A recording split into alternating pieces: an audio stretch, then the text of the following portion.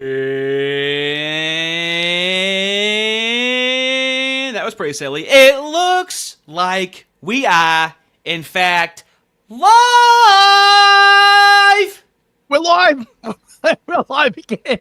Welcome back to another episode of AnF. It's been so long since we've been live. like what? Like 4 days. I can't feel time anymore. Can't feel time. I'm numb to the passing of the world. I see the world pass before me, and I am a numb observer. Actually, that's not true. I still laugh at like a bunch of stuff. We've got a jam-packed show for you tonight. It's packed full of jam and fudge. Fudge jam packed full episode tonight. How you doing, Artie? You right? Well, what I like is that chat realized that I'm definitely Ryu, and you're definitely Ken. Okay, this was identified in there. Now, the funny part is they identified this before the end, where you're out of the playtime karate clothes and you're leaving with your actual wife in the car, as I stand there still in my playtime karate clothes all by myself. So everyone correctly identified who the characters were. M. Bison is, of course, the Moo, right? Moo Bison. M. Bison. Moo Bison. Moo Bison, yeah, of course. So I'm glad everybody understood the roles in that. Didn't know how it was going to turn out. That was a lot more aggressive an intro. Than usual. It's nice. I like it. Well, AI has really come leaps and bounds, man. Well, we're gonna see the depths of AI a little bit in this very show, because there's a certain Lindsayite, okay, who's really taken limousine liberalism to new heights, where he has made an entire AI album and he's selling it for money. And if you buy it, you can get an additional 3 more of his AI songs. So AI really is taking over. We are going to have some Maverick Darby AI, which is the best AI in the business, and it's free. So there is definitely a race to the AI. The songs are just fun to make. And then I was thinking to myself, I need something aggressive. And so I just thought of Street Fighter. And then the movie. Apparently there was a Street Fighter cartoon movie that popped up. And as I told the fellas, I started and finished a video yesterday and made that at night. So I said I was going to be an autistic blackout. So that is the result of an autistic blackout to try and crank out the content. You know, the best kind of blackout is the autistic blackout, right? You know, like you lose consciousness and you wake up and you've like done a whole bunch of like work. It's basically described. Well, something when Ben Boyce asked me how I choose how to make a video, I'm like, I have to be mad enough to make a video. And so I get mad and make a video. And then after that nut happens, I go, now let me just have some fun, you know? So that was actually a nice reprieve after making a video about Somali fraud, which is, they're trying to turn us into the UK, fellas. I was over here making fun of Fist, living in the UK, living in Muzzyland, and now I'm going to have to be asking him for tips of what the hell I'm supposed to do, okay? Because I don't know how you stop it. So far, we know what happens and how they do it. We haven't seen in the West how to stop it when it's starting so far. I do have one excellent tip for your Ameri Bros. Don't let the government take your guns. Would be my first tip. And what if we institute hate speech laws to protect us from the Muzzies, though? These are universal terms, right? For some weird reason, it never works like that, right? Like really? I don't know. I don't know why it is, but for some strange reason, whenever they institute hate speech laws, they always wind up sort of exclusively benefiting the Moos, the Muzzies, and the blacks. I can't. Well, just the not whites. You can really just that's true. Basically. Shorten that list very quickly if you wanted to. Exactly. I think it's probably because if they came out and they said, "Oh yeah, we're sick of hearing from the white man. It's time we back those laws with force." Oh wait, they do say that. Things have been too, white dominated for so long. Like, famous popular TV shows like The Fresh Prince of Bel-Air, Family Matters, In Living Color, Living Single. You can just go down the line where like, but people that were born in like 2005 are meant to believe that it's been all white TV shows for the past fucking 3 decades somehow. Oh, that's right. I mean, I'm a bit older than you, and I can still remember, the KKK Variety Hour The Hitler bedtime show, the No Nigs variety. It was literally a smorgasbord. My favorite, of course, was the No Nigs variety hour. At the end of the show, they'd bring in some poor, hapless black person that they'd have to import from Africa because everyone in Australia, of course, was 110% white.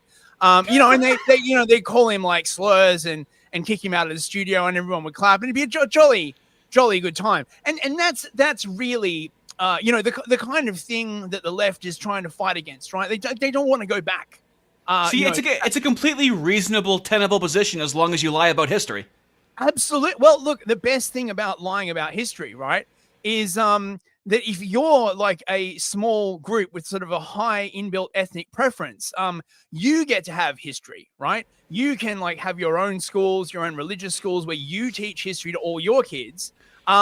But the other people, they don't get any history. They get their history taken from them, and it makes them very, very easy to control. Wait a minute. What is stopping white people from collectivizing? What are you talking about? They can collectivize just like anybody else, okay?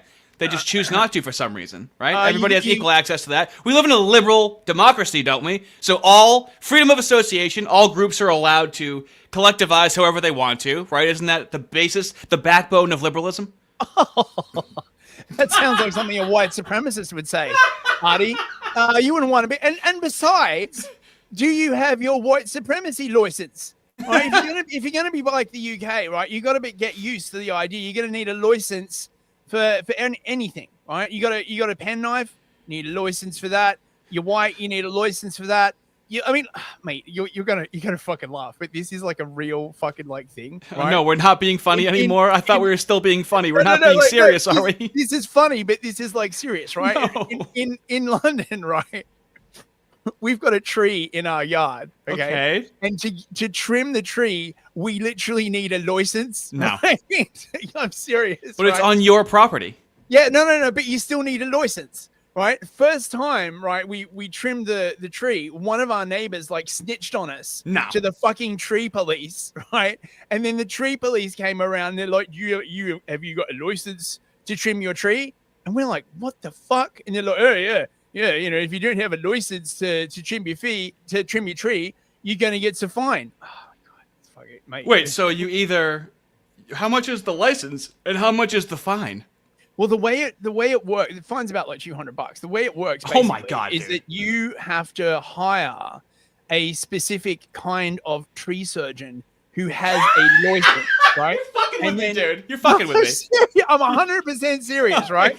So they basically sort of support this sort of government sanctioned group of people, because you wouldn't want to accidentally lop off a branch or something. Oh, fuck me. This country. Well, I mean, see, I shouldn't be laughing. I should be taking notes right now. I'm sorry for laughing at you. I'm learning. I'm being very fastidious in my studying right now. Okay. You are luring.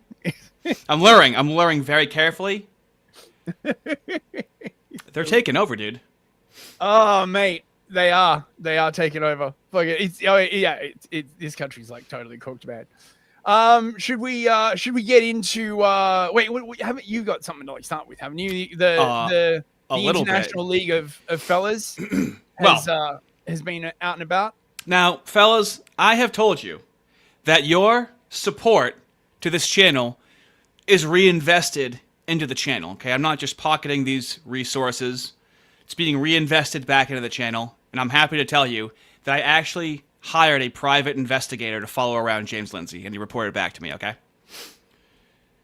So, he says, now, my private investigator may have been drinking, okay? And he says, yo, James Lindsay is in my hotel.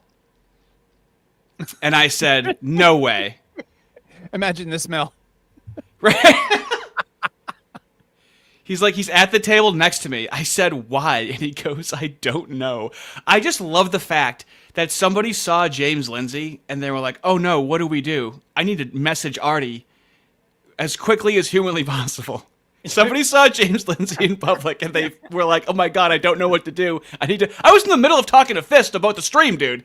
I'm like, oh my god, hold on. Well, we are renowned as the international Lindsay expert, so I'm not surprised that he would have reached out to you, Artie. You know what I mean? I'm like, are you sure it's him? And in his, very professional, private, investigative, little tipsy voice, he says, same retard voice bragging about something gay. Oh my god, that's him. Oh my god, that is him. Oh my god, that is him. So recognize that posture anywhere, mate. Right? He's got that gay bragging voice from when he was bragging about martial arts to women. So he's seen the videos I've made, and now he sees the guy in public. But the guy's not a celebrity, right? It's a lol cow in the wild. He sees a cow in the wild right now, and he doesn't know what to do. Bragging about conferences he did in Tampa. That's oddly specific, so that's definitely true. And I say, is he near pussy? And he goes, no, some dude in a flannel. And I'm like, oh, look at him. Look at how that dude's just sitting there with his arm draped over. Like, sure, it's a dude in a flannel, but James Lindsay, a little bit of a hound, okay? Look, I reckon that dude in the flannel, he's prepping up to get a grab of that milky bosom. You know what I'm saying? And I'm like, he's looking at him pretty lovey-dovey. Could be there for the massive gay convention. And then some lady walks up, and I gotta put my spectacles on and get a good look at her. And I'm like, oh yeah, that's about to go bad. That's right up. James Lindsay's target female demographic is, yeah, you're gonna want to eat that now. That's gonna go bad really soon. So, great cast. The conversation continued. It definitely continued, but those are the most important points. So, James, I have eyes on you. I have people actively following you around wherever you go. So I just want you to think of me whenever you think you're alone. Anyway, moving right along. Oh, here we go. So now we have a Lindsayite, okay? The Lindsay watch. This is what we do. While people are rolling in, get the few super chat. Actually, we got a couple of super chats. Sure. Ardent party for 2 loonies. Let's get this kipper butted. Excellent, fellas. Also, like the stream if you can. If you're near. Appreciate it. Big time for $5. Always big timing. Thank you, big time. No more, never again. Further right, identity, loyalty, morality in that order. Never again. Exactly. They don't know what that means. They don't know how easy it is to turn that around on them. I mean, never is a long time, right? I mean, like how long is never? It sounds like it's like a Meatloaf song or something. How long is never? Well, yeah. Well, it's weird. The people saying never again seem to always be doing the same thing. It's weird that they say never, don't you think? Yeah. It's like, well, they say that like never and always are basically interchangeable. Drenth. There he is. Fucking Drenth. Apparently he can't be with us live tonight. Drenth, whatever you're doing, man. Like I hope you're well. Fist, they're called an arborist, not a tree surgeon. No, here they're called tree surgeons. They literally call them tree surgeons. Because this country is fake and gay. So Logan Lansing.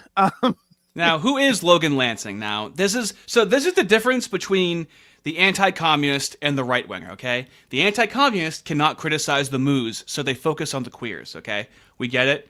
Gender theory's goofy, okay? Where do you think it came from? Reform Moodyism. So they are really hung up because that's an easy issue. We shouldn't do a Freaky Friday with children's bodies.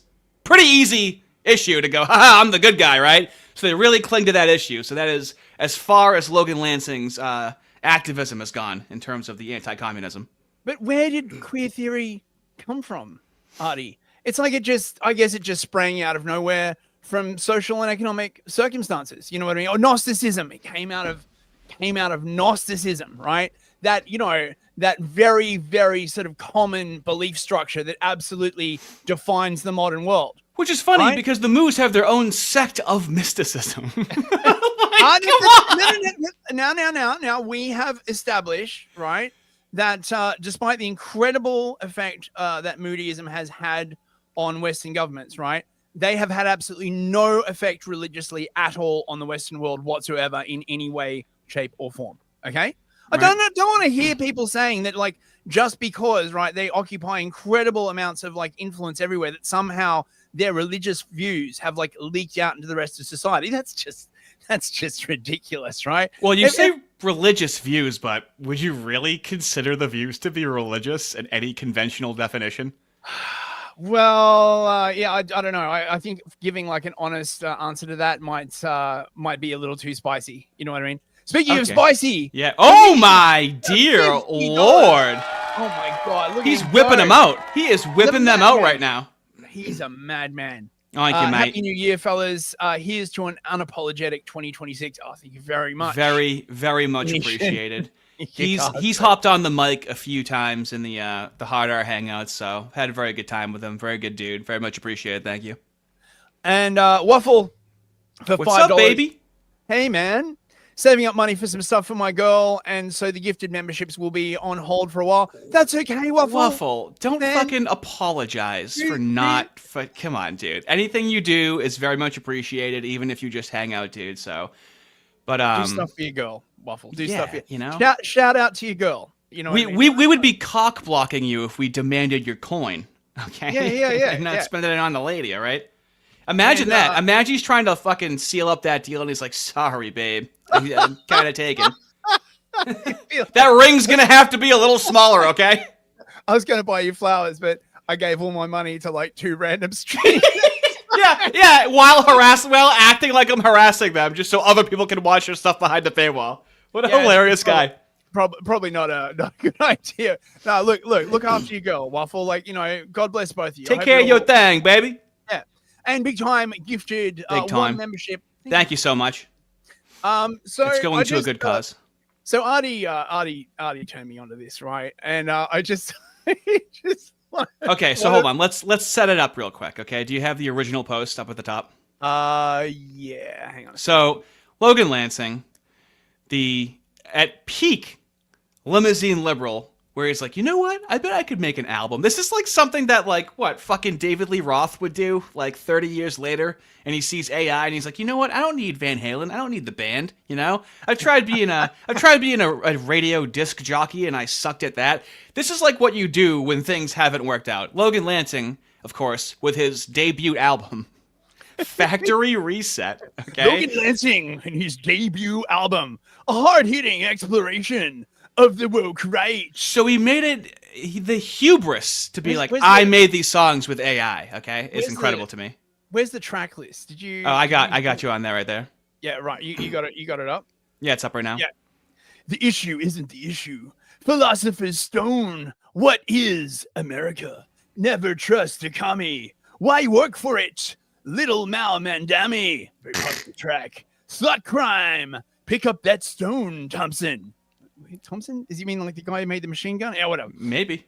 Candace. They blame the Jews. So imagine you're on X so much and so often that you make an album about the things that are always on your mind from X. And then you have the audacity to not only charge people money for it, but as an added bonus to really drive sales on your AI album, you go, hey, if you purchase it, you get 3 bonus songs. What the fuck is this? Like a Now That's What I Call Music Volume 27, where if you act now, you get 3 additional songs? Who is paying money for additional songs nowadays, dude?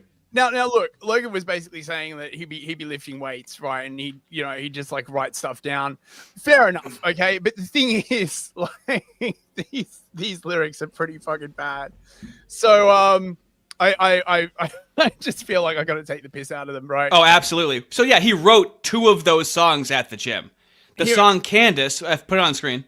Oh, right. Hang on. The song Candace and the song what is it? What's the Moo song? You fucking wait. They blame the Moo. They blame the Moos. He wrote both of those at the same time during a workout. Now, if you want to give him money to buy these songs from him that he put his blood, sweat, and tears into, okay? Call now. Free shipping. Damned if they do, damned if they don't. They blame a move for everything, sucked right into their phones. What these young dudes want from a Fuentes, what they want from a Candace. I know they looking for a sensei. They're so culturally famished. They blame the moves. They blame the moves. Too many young men puffing the fumes. Too many grifters pumping their views. All for a settlement presented by the devil's hand. This doesn't rhyme. I don't know how it's gonna fit in there, dude. I don't know how it would fit. And should we try and find that song? I'm kind of curious. They blame the moves. They blame the moves. No, we should. He might claim for copyright. He might get salty that we're taking the piss out of his song. Did he copyright his AI songs, dude? I've got no. Look, I've never had issues with Logan, right? But just like this, I mean, this is just. Come on. We gotta call balls and strikes up here, dude. We gotta call balls and strikes up here. I'm sorry, dude. This is just like the way this whole thing is like presented is there's literally no conflict between the Moos and the Christians in history. Oh, which reminds me, by the way, you might want to check out my history podcast on Monday. I did the Disputation of Paris, which is where the Christians, King Louis IX, put the Talmud on trial in Paris. The link to that is in the description. Yeah, it's YouTube. It's a crazy story. Check it out. It's just damned if they do, damned if they don't. They'll never own a home. No, they won't. They were sold a false promise from their false prophets, sold to swell profits. Oh my God! No one else pockets. Oh my God! A fake degree in HR department, a market for Marxists. God's gift to humanity rips through the vanity, drifts through insanity, get hit with a yardstick. So the reason why, okay, like when I just showed you this like a few minutes ago, maybe an hour ago, okay, and it was kind of funny, right? Do you feel extra embarrassed now that we're showing other people? It's like extra embarrassing that it's actually out in public now, because like. Usually, like, James Lindsay is very self-congratulatory, right? Very self-masturbatory. And it just is shared amongst his entire community, that trait, right? They think so much of themselves. Now, wait, mate. I think the third verse is the real banger. They've embraced identity politics. Enraged when they wallow in all of it. I'm so enraged. They chasing the victim's mentality. So much victimhood. Counting grievance, check it off on the balance sheet. They forgot who the enemy is. What, the commies? Who invented communism? Never mind. The tricksters who want the energy flipped. In the end, when the melody hits, devilish sin, sick, sinister, benevolent friends, and now you blame the moves. Is this meant to be like a rap song? Did you actually like listen to it? It's funny because some people were like, dude, Logan, is that you singing? And he's like, no. But I went and listened to it, and it's like a woman singing. It's like the AI songs that I make, dude. It's like clearly not him singing. It's like a black dude rapping sometimes. He tries to make it sound kind of like poppy and auto-tuned kind of with some of the songs, dude. It's like, that's why if you go to the original post, he goes, there's something for everyone. You know, that's what people look for in an artist, right? A song from each genre. It's like, no, that's what I do for like a stream. That's not an album, okay? So it's meant to be like conscious rap. Damned if they do, damned if they don't. No. No. It's completely different if you listen to it. I'm assuming he copyrighted it. I'm assuming he's like, yep, I'm gonna, one day make the money back that I paid for copywriting. We're covered by fair use and satire, I believe. So. Well, if he's selling it, dude, he must be taking it seriously. He seems like he's taking it seriously because he's like, here's some of my favorite tracks from my album I made with AI. Dude, it's so crazy, dude. How old are you? If he was under 30, I would maybe let it slide, okay? You can't be doing that in your 40s, dude. I'm not sure if I actually read Queering of the American Child. I did read, what was the other one he did with Lindsay? Cynical Theories. I thought that was the weakest of Lindsay's books. But then again, the other one was he wrote with Peter Boghossian. I read that. He didn't post the lyrics for Candace. She's black. She racist. She doesn't like the Jews. Look at all of the lyrics. Now he wrote both of these. He wrote 2 songs at once. What is America? Dude. What is America?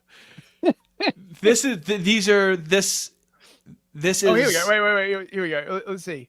What is America? Why are you embarrassed, huh? Can you answer the question? Can you stand and defend it?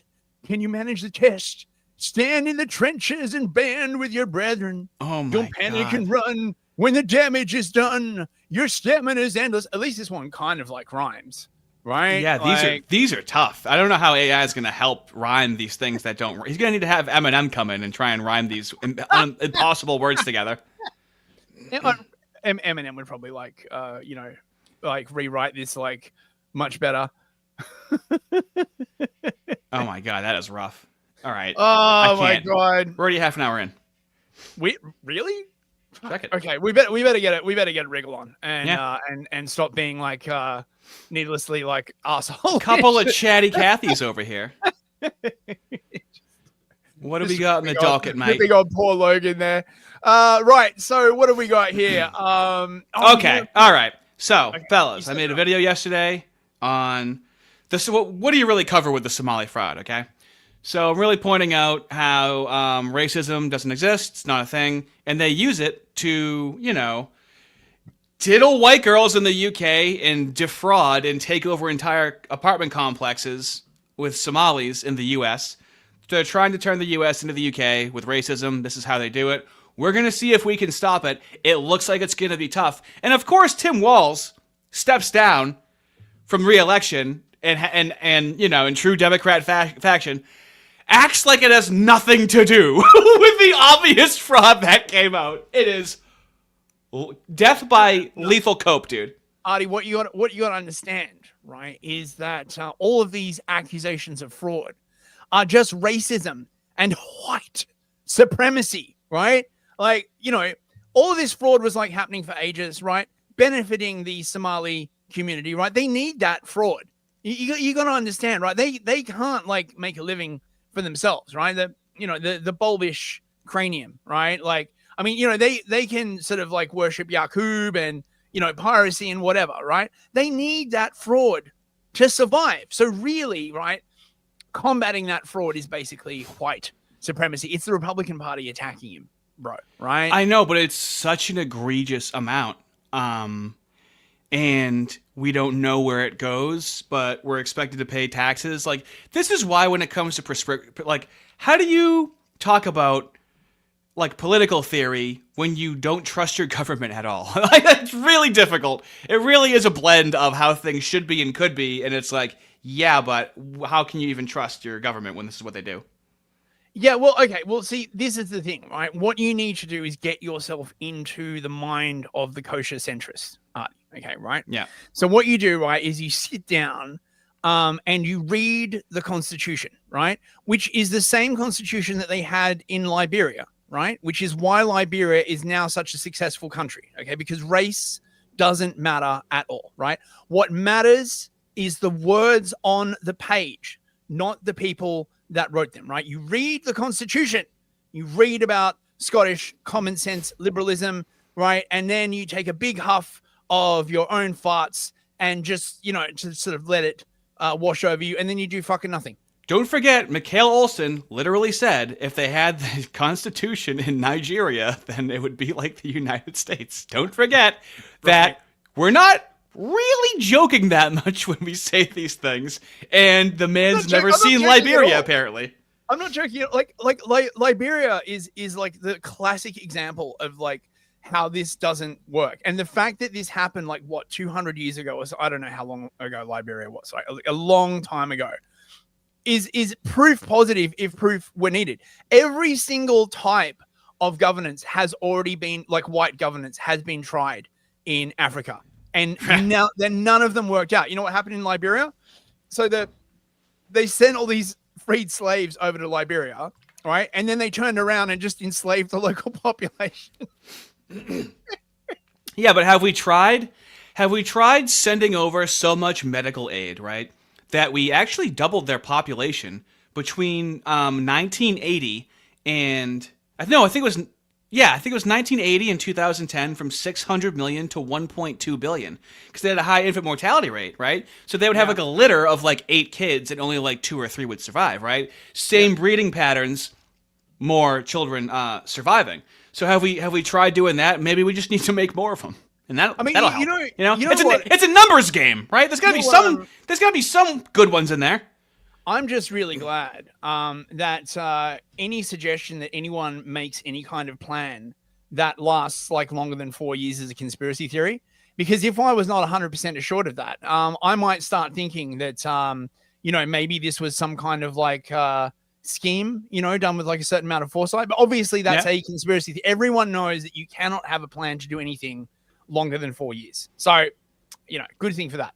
Hey, wait, we've got a couple of super chats as well. Oh, sure. Kevin 11 for $2. Thank you, mate. Theo Vaughn and Nick Fuentes collab coming soon. Oh, that should be interesting. Possibly, because Dave Smith was just on Theo Vaughn, and they did bring up Nick Fuentes. Theo Vaughn is too retarded, so I don't even think that conversation would be interesting. But I don't know, man. I kind of like Theo Vaughn, right? Like, what I like about Theo Vaughn, right? I don't watch his show religiously, but I do see clips. The last thing I saw was on Rogan.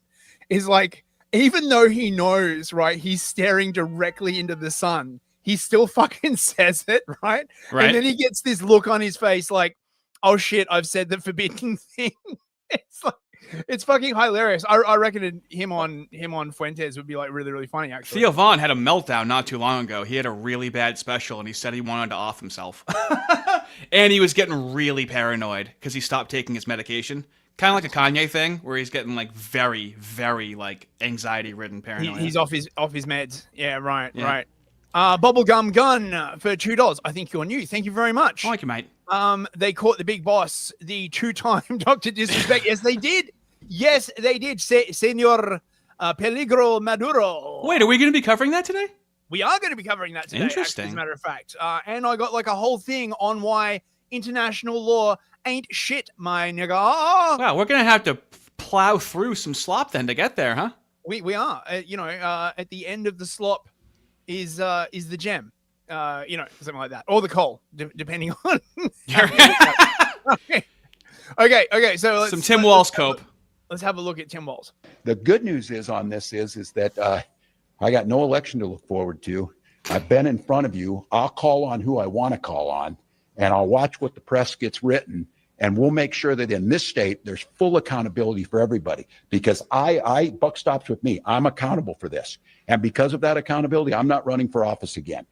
Now, is it just me, right? Or does accountable for what? Interesting. For the white supremacy, because he's white. He always looks, right, like he's just woken up from a long sleep and gotten like smacked across the head, right? He's got that like weird sort of combination of like wide-eyed terror and being half asleep. Is it just me, or no? They put a bag on his head when they're transporting him, and then just before he goes on, they take the bag off of his head. That's why his pupils start to like go from big to really small, and then he's like, yeah, I'm not running. I guess I'm accountable for something, and so since I'm accountable, I'm gonna be accountable for it. So I gotta not answer any questions. I'm going. Did you hear that thing about how apparently Minnesota actually means something in Somalian? No, I haven't. So apparently in Somalian, Minnesota means like it was always her land or someone. So the Somalis believe that it is a divine sign of why they have to take over Minnesota. There you go. Learn something new every day. What's this? He had said that he's not running for re-election, but let's see what he said in the past, okay? Swinging his dick. Republicans want to tear this state down. Republicans want to tell you it's too dangerous to walk down the streets. Republicans want... It's not too dangerous to walk down the street. You just got to look, it's like living in London, right? You just have to sort of grow accustomed to the idea that you might die. Right? No, but you're not exaggerating. You're forgetting that I live 15 minutes away from fucking Harvard, dude. Okay, and it's a dangerous fucking area in Harvard Square, and you just have to get used to it if you want to have like an elite education. It's like a demoralization process where you have to ignore all the fucked up things you're seeing constantly. As Sadiq Khan likes to say, it's just part and parcel of living in a big city, mate. Right? They cut you apart and they take your parcels. Shit, hold on. I'm laughing at you again. I'm writing this down. Thank you for educating me on what I'm going to hear. Sorry, didn't mean to be condescending. Needs to get yourself some education, boy. to tell you there's nothing good comes out of Minneapolis, St. Paul. Republicans want to tell you everybody with brown skin is stealing money or that they're not welcome here. They want to do nothing to improve this state. Their idea of improving this state is is it deporting all the blacks? Is it deporting all the Somalians? I know, but I love it when the left does this. When, like, you know, we're just I can be sitting there in my underwear, like, eating Cheetos, and all of a sudden he's like, you want to hang Browns from a tree like a fucking marionette and just have their feet dangling in the air. I'm like, you have this really graphic imagery that you're thinking of that you're telling me that I want to do. Like, they don't even want fucking brown people. It's like, dude, are you sure that's not you? You're saying it's me, but you're the one saying it, and you're saying it with a tone like you believe it.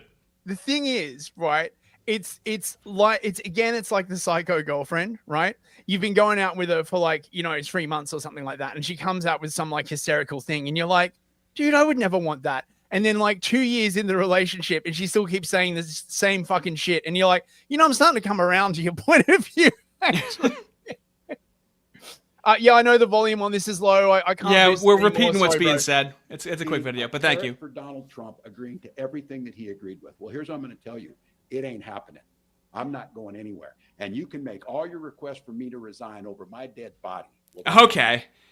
And then what's the left going to say to this? See, he didn't resign. He just didn't run for re-election. Oh, okay. That's not mooey at all. Just to change the definition. Okay, yeah. Your terms are acceptable, right? I mean, I will fight this thing till the very end to make this state. We can go to the next video. And the question that I just wanted to show him say that he's going to refuse to resign and that he willingly to take accountability. And then here's his cope.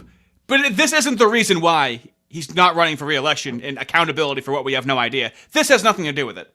You know, I got to say, I'm quite pleased that Walls actually gave us a shout out. He shouted us out in this speech. It's amazing. Really? We've got conspiracy theorist right-wing YouTubers. Oh, let's go, fellas! Fellas, hands that hurt in the chat, okay? Because that boy he's got a red little mark on his tuchus after that one. He got spanked. Hands that hurt in the chat, fellas. I feel seen. I feel acknowledged. Breaking into our daycares, demanding access to our children. We've got the President of the United States demonizing our Somali neighbors and wrongfully confiscating funds that Minnesotans rely on. It's disgusting and it's dangerous. He made it sound like isn't it an act of defamation that he's breaking into daycare centers looking for like? Yeah, it's like no. You can't like break into daycare centers unless you're like trans, right? What the fuck? Breaking in. Those kids have been reserved for the gays, right? We don't want right-wing YouTubers going anywhere near them, all right? But dude, this is the level of cope. Every single leftist is saying something different. They're open, they're closed. We're gonna see, you know, in a little bit how like, oh, see, they're completely open and it's fully functional and they can't even keep their story straight. So this is what I've been saying for years now. They're not smart. They have power. These are not smart people. You wouldn't be able to believe what you would do and what you'd be able to come up with if you had all the fucking power in the world, okay? They're not smart. They're not clever. They have power. Drent, again, for 2 Canadian loonies. Thanks, mate. Let's make Fist's AI voice sing all the classics. I'm not sure how good that would be, mate, but thank you. Yeah, he's almost like an Australian Scott Stapp from Creed. Double Mumble for $5. I'm so glad people see Walls the way I have for the last 6 years. His COVID actions were reprehensible. Yep. The more they learn about him, the fucking worse it gets, as always. And Dingus Dongus for $10. Dingy dongy. Happy Nativity, Christ is born. Yes, happy Orthodox Nativity for everyone. Oh yeah, Thank bro. you very much. Thank you. God bless you all. Much appreciated. Okay, let's. So now, in this never-ending cope, if you want to scroll to the top first, introduce it. So this guy over here goes, well, I investigated the Quality Learning Center, and now they've spelled learning correctly, but they've only extended it so it's going over the C. Mm-hmm. As if everybody doesn't remember that it was the Learning Center. The dude already got shirts made. And so it will always be the Learning Center to me. They've been accused of alleged fraud, so after they've had 2 weeks to have all of their files mysteriously broken into and stolen, and all of these fucking this crazy cope, now he's going to go in there and show you how legitimate it is, and the internet is immediately going to dissect how ridiculous this looks. You know why that's a high crime area? All the white people. Right. So some of these videos.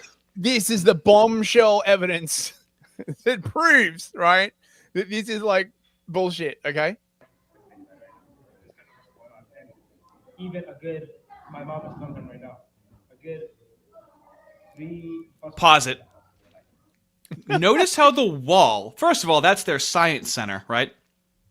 Now, what makes the wall look freshly painted is all of the empty space on it, and it's as if someone hurried up, came in, painted that. Notice how the wall doesn't meet the ceiling, and it looks like it's just in an open warehouse. Like, sure, there's a bright blue wall there, but like, what's behind it and what's above it? Like, what are these structures? Look at the ceiling! Do it from the beginning of the video. Yeah. This is fucking crazy, right? Pause it. What is this ceiling? Look at the kids. There's like 1, 2, 3. There's 4 kids still with their jackets. They still have their fucking jackets on because they're getting the fuck out of there as soon as he stops recording, dude.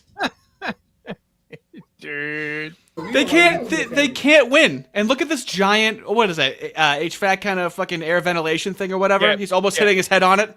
Yeah. And this guy's short too. Oh my god, it's just a fucking converted warehouse. I can get the entire family of kids instead of one. $2 million going here, just so you guys know, right? Oh, for fuck's sake!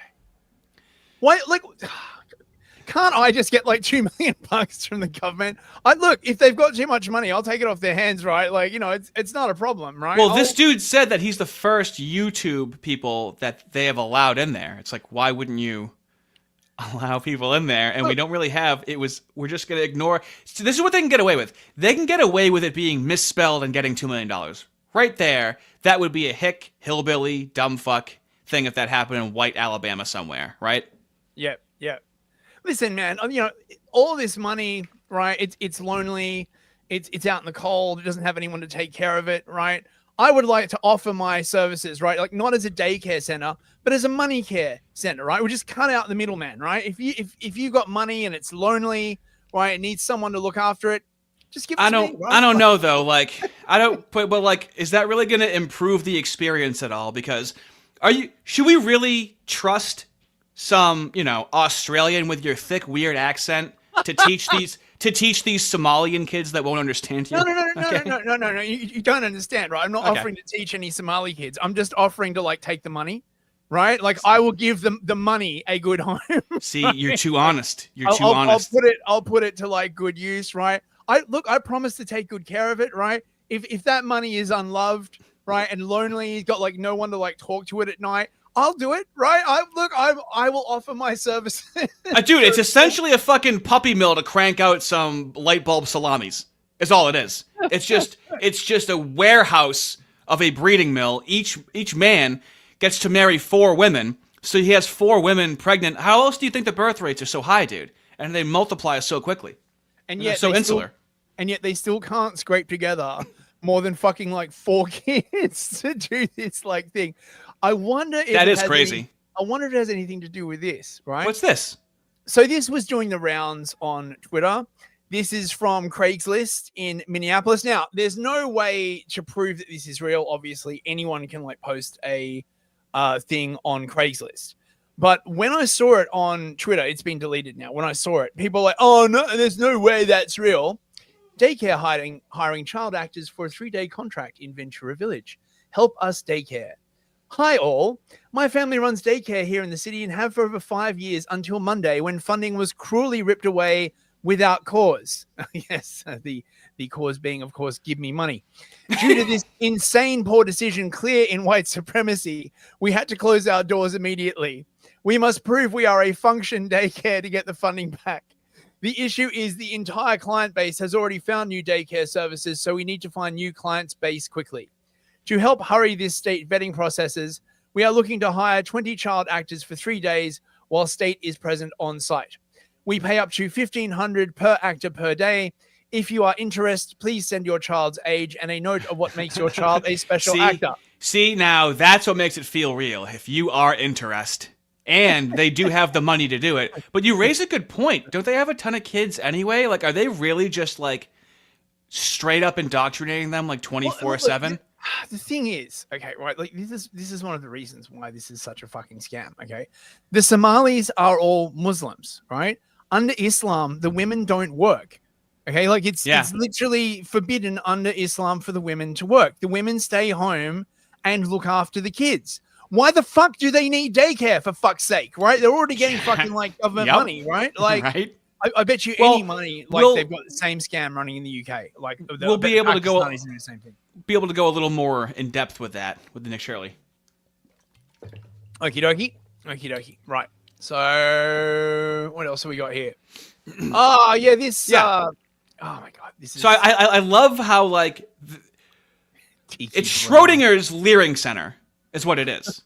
No, play the video. Play the video. Yeah. Okay. Let's play the video. Is there fraud going on here? No, it's a video. I just want to know what's your response. Huh? Get the out of here. What's your response to the allegations? Is there fraud going on here? And is there children? That's all. We are aware of a video that's being circulated that has gained local and national attention about child care centers in Minnesota. While we have questions about some of the methods that were used in the video, we do take the concerns that the video raises about fraud very seriously. Each of the facilities mentioned in the video has been visited at least once in the last 6 months as part of our typical licensing process. And in fact, our staff are out in the community today to visit each of these sites again so that we can look into the concerns that were raised in the video. Did you notify them that you were coming, though? Right, like with these surprise inspections, or did you literally find them up? Well, why would they inspect the Leering Center when, first of all, the sign's spelled incorrectly, and second of all, it's not even open? Hey man, right? I have been reliably informed that being able to spell correctly is white supremacy. Okay, so shut your mouth, you bigot, right? In our brown future, all language will basically just be sort of like a mishmash of unreadable symbols and stuff. I can't hold it in anymore. I have to get to Waffle's comment. So we have Phoenician, remember for 3 months. Thank you very much. Shaking. You want to do bad things to me? Shaking. You want to just punish me, don't you? I can't hear his voice any other way. That's what I'm saying, right? That's what I'm saying. It's, I bet you want to do this. And then Waffle coming in with the best comment so far, the best chat so far of 2026. Of all the letters to miss from learning, how did blacks forget the N? Oh my god. Okay. I couldn't think until I got that out of my head, dude. Hilarious. Oh, the best chat. So keep playing it. So who is this woman that's about to say this? So just play it. So I won't go into any detail about whether or not any of these have any open investigations. I will share that our team was notified that Quality Learning Center closed just over a week ago. And I believe the details that were given at that time were around space concerns. And that's what was shared. The previous one I mentioned that so closed, this was on December 29th after things were hitting the fan. Now, who is this woman? That says it's closed. That says it's closed. When we have leftists online going, you idiot, they're open from 2 p.m. You were there before they were open. When she just said it's been closed. Now, is she anybody of note? Yeah, she's the commissioner for the Minnesota Department of Children, Youth, and Families. Oh, look at the number. No English. Number. Jesus Christ! Like, check this out, right? The actual number, if you want to speak English, is tiny, and the actual you know English. That's no a good point. Problem. Like, oh my god.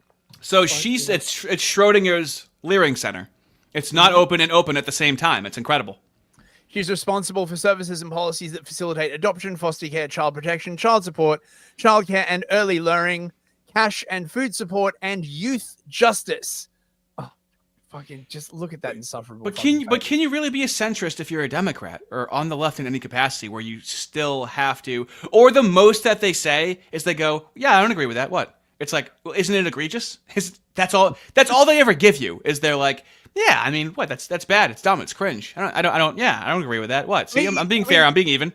The thing about like nutritional assistance and shit like that, right? That's literally basically what they were doing, right, for the blacks in Africa. And then they just like brought them all over and they just use exactly the same model. They're like, oh, well, they can't take care of themselves, right? We need to like pay them all this money. Why the fuck did you import them?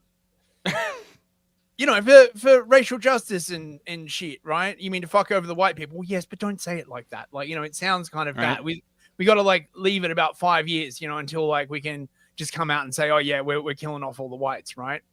So now we've got you wanted to play this interview. Hang on, wait. Super chat, double mumble. Right. For $5. Thank you, mate. Thank you, mate. She's to blame for child support. No wonder so many women leave their husbands for it.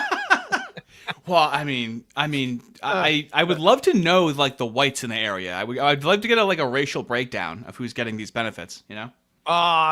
That sounds pretty racist, mate. I don't know if you're allowed to ask that question, bro. Exactly. Okay, so hang on. Let's put this at 125. Yep. And you wanted to play a fair chunk of this, right? No, nothing crazy, but like maybe a few minutes. But you know, this just goes into a little more detail. They're not just running and gunning. They're actually sitting down, having a little more substantive of a conversation. So you can see how they're actively trying to turn us into the fucking UK. No offense, mate. I'm sure fish and chips are great. Okay, just not for us. All right. I think you mean the tikka masala and the kebabs that have the fucking little girl remains. Why, I hear you have citizens that would sell out their fucking country for a tikka masala. Now that you mention it. Mate, I'm never going to be over that story. You know, fucking they abducted this fucking girl, right? And literally like put her in kebabs. It's like the fucking Islamic version of like fucking Sweeney Todd. That is a real fucking thing that happened, right? And you know, for every fucking like one they actually like caught, how many other like fucking white girls just disappeared into fucking like kebabs? Ah, Mike, you're thinking too hard about it. Here, have some beans on toast. There you go. Please have a kebab. It's full of white supremacy. God damn it. Somalis here, back to Somalia, so they're routing it through a third party. So that's a whole different thing about them funding Al-Shabaab and terrorist organizations. But I want to get to my point. Is like, is that money that they are getting from the government, will they eventually pay tax on that, or is that just tax-free money essentially? I don't know. I can't get any of the tax records from the state. Because, for instance, if me or you make $1 million, we're going to be given 40% back to the government. If you live here, you're going to pay probably 50%. Yeah. So if they get $1 million, none of they are getting taxed on that, most likely, especially if it's as just a loan, not even a loan. It's just money they're giving to the daycare to take care of. It's like, it's not government benefit. To my understanding, it's not considered income. So pause it. Because it's an assistant. So it's not. Well, how could it be income? Yeah. What they're receiving. Since when does the government give you income? Since when does the government give you money that they tax you on? Right. So of course it's not income. Sometimes they do. In Sure. the UK, right? Like if you're white, they do. They'll give you money and then they'll literally like tax it back from you instead of just deducting the tax in the first place, right? You know, just to make your life extra spicy, you know. But yeah, there's no way they're fucking paying like tax. But they make the GDP go up somehow. Yeah, of course. And so that's why they are doing all these businesses that are based off of assistance for daycare, for adult daycare, for transportation, because they're getting money for these companies. You can label them as assistance versus being for profit. Correct. That's exactly right. Now let's talk about Al-Shabaab and the money that's being allegedly sent to these terrorist organizations in Somalia. Pause it. I just love the idea that like, no. I mean, it's allegedly sent, but let's not let our imaginations run away from us, okay? There's just $8 billion missing, okay? It's 80% of the government assistance is Somalians, okay? And it's happening within the this syndicate of daycares, and as we're going to find out, apartment buildings that they took over. But, I mean, you can't jump to the conclusion. This is how the left is. We have to prove everything in a court of law when it comes to anything the left is doing, though. We can't. Now, Donald Trump being a dictator and the right being Nazis, well, that's easy. That's self-evident. But this here, that actually has a material detriment to the country. Well, now we need to completely have everything 100% proven. Yeah, because anything that benefits their position can be assumed without evidence. Anything goes against their position must be proven in a court of law. By the way, did you notice he mispronounced Al-Shabaab as Al-Shabaat? Dude. That's you might want to watch it there, Nick. Dude, nope. God is working through him. He's a Mormon boy, okay? You won't get invited to Israel again, mate, if you keep saying stuff like that. Right? Right. Whistleblower who used to work for the police department inside of the airport. He said every single week, literally millions of dollars worth of cash would be funneled through the airport, through TSA here in Minnesota, at the Minneapolis airport. How are they moving the money from Minnesota, from the taxpayer of Minnesota, back into these Somali-run businesses into the hands of people like Al-Shabaab, who are linked with Al-Qaeda? So anyone who travels knows that if you have over $10,000 in cash, And again, Al-Shabaab. Dude. It's Al-Shabaab. Now, okay. Hold on. Now, Nick is 23, okay? Oh, God. He's a Mormon boy, and he has traveled, okay? But if you listen to him, like, verbally, he almost has, like, a speech impediment. He doesn't, like, fully pronounce some of his words. It's just hilarious. It's just no, but like his speech in general, like sometimes when he's talking kind of something like this, like he's not like fully confident like what he's saying. It's weird. I don't know what it is, but he needs speech training. He needs like media training, right? Yeah. Cash, you're going to get stopped by TSA, and they're going to want to know, where did this money come from? And if you're a couple traveling together, they're going to combine the money that you're carrying and say, okay, what is the total amount that you're carrying?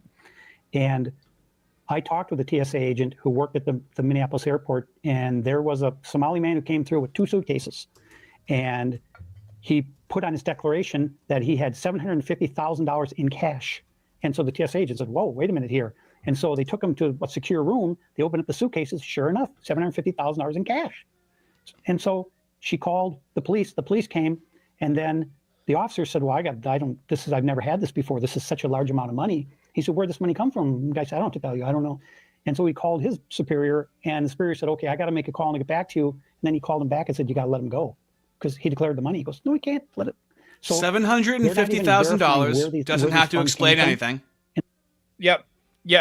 Well, explaining the money is white supremacy. I mean, this is the degree of corruption that exists when your government gets taken over by these people. This is why I want to show this to you, because like you have only told me 1% of the stories that you have, you know? Yeah. And so this is like at what point did you realize that things were getting really bad in London, would you say? Oh, I don't know. Probably when the wife started telling me about how, because of the mosque up the road, she didn't feel like she could wear like summer clothes anymore, because the Pakistanis would all like glare at her. How long ago was that? Just before COVID. They started getting like much more sort of uppity, like taking up a lot of like space. And then around that time, when I was going down to like Speaker's Corner quite a lot, right? As an American, you're probably not aware, but there's this place in London called Speaker's Corner, right? And it used to be this place where like you could literally say anything. And even now it's like this one special place where like the speech laws are sort of not as heavily enforced. Supposedly, it's all in flux, right? Oh my Lord. What it used to be is you'd have like a religious half of Speaker's Corner, which was mainly the Christians arguing with the Muzzies, and then you'd have like the political half, right, where people they'd stand up, literal soapboxes. People take little ladders and soapboxes, and they start talking about, you know, precious, right?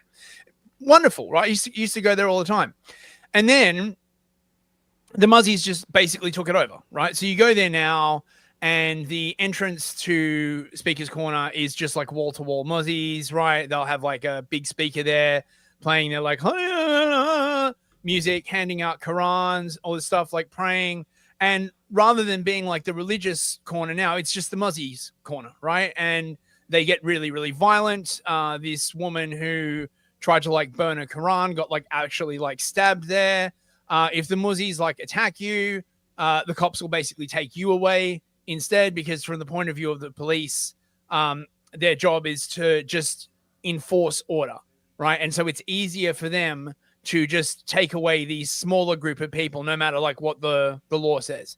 And that's how it is now, right? Well, just to expound upon what you're saying, the police in Western countries are fucking terrified of Muslims as well. Mm-hmm. Absolutely fucking terrified of them. Yep, of course they are. because they don't give a fuck and they hang together and they've got like a ton of weapons. And if you attack one of them, every single one of them will come at you.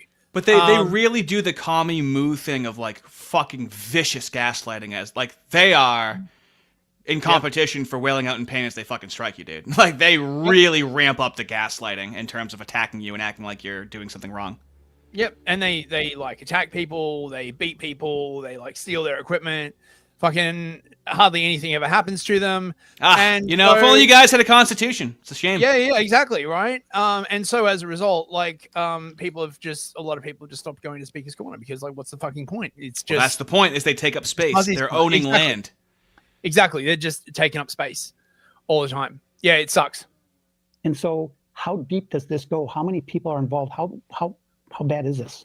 Because I mean, how does somebody acquire $750 in cash? For instance, you can't even go to the bank right now asking for $100,000. You have to go through a big process to get that much money in cash. The only way that they could be acquiring this much money is through running a daycare, for instance, where they're literally receiving anywhere from $1 million to $3 million. And so one thing to keep in mind is that Somalis will not pay tax, because tax is something that is reserved for them to impose on others. So they will not pay tax. So when they're buying these $1 million homes and these brand new SUVs and going to Costco and loading up their carts, they're paying with cash, or they're using their EBT card, which is typically loaded with $5,000 a month. So on top of, it's like pouring syrup on top of chocolate. I mean, where does it stop? So they're using cash instead of like a card. Yeah, this is probably like a Muslim thing, right? Like the jizya. So when Muslims sort of like own like a country, you're allowed to like stay there if you're like a kafir, a non-believer, but you have to pay the jizya, which is like a tax for not being Muslim, basically. Oh, so they just kind of jizya all over you is what it sounds like. Yeah, basically, yeah. Now, depending on the sort of Islamic country, right, and how extreme they are, the jizya can just be like very tiny, like 2% or something like that. But if it's very, very extreme, like I think there's stuff in the Quran about this. Chat would be able to tell me, where they just try and make it as uncomfortable for like non-Muslims as possible. So they'll make up these like bullshit laws, like if you're not Muslim, you can't ride a horse. If you're not Muslim, you can't wear a hat. Like just shit to like fuck with you, basically, right? Yeah. Because they're just trying to like get everyone to convert. For instance, through Chase Bank. Well, they're walking into car dealerships with $100,000 in cash, 120. Here you go, I'll give cash. And these dealers are supposed to be reporting that to the IRS because it's more than $10,000. They have to track where the money came from, and they haven't been doing that because why? And the guy's going to walk in and give me cash, and of course I'm going to take it. So there are a lot of people who are complicit in this fraud, and there are a lot of people who are going to be called to answer for what they've done. Now, let's talk about people like Ilhan Omar and her influence here on the Somali community. What influence does she have on what? It's interesting, right? Like if the government actually really wants to crack down on this, what they really should do is start investigating like high-end car dealerships and real estate companies and make them open up their books. And all of the stuff that they've sold for cash should be really quite obvious because there won't be any like loan records or anything attached to it. Well, here's the issue. Is the amount of money that's been defrauded is enough to pay off everybody that's around you. That's true. To fucking do something. Are you kidding me? And not only that, they got the carrot and the stick. So the most effective way to like influence people is to say, if you do what I want, I'll give you $100,000. If you don't do what I want, I'll kill your whole family. Right. So you have the negative incentive and the positive incentive working at the same time. That's how all the pros do it. Happens here. Well, she's a key reason that we have so many Somalis here. She was a big you proponent think? of drawing them. Hold on, just pause it for a second, dude. Once she realized the racism thing has gone so fucking crazy where it's like, she's Somali, she's a state representative, and it's turned into fucking Somali town, and the mayor is a moo, okay? And letting it all happen, and he's speaking Somali, and he cried at George Floyd's funeral, okay? Like, we can't draw any distinction there between her being Somali. Of Minneapolis, Jacob Fry, is that his name? Yeah, Jacob he's a Frey? moo.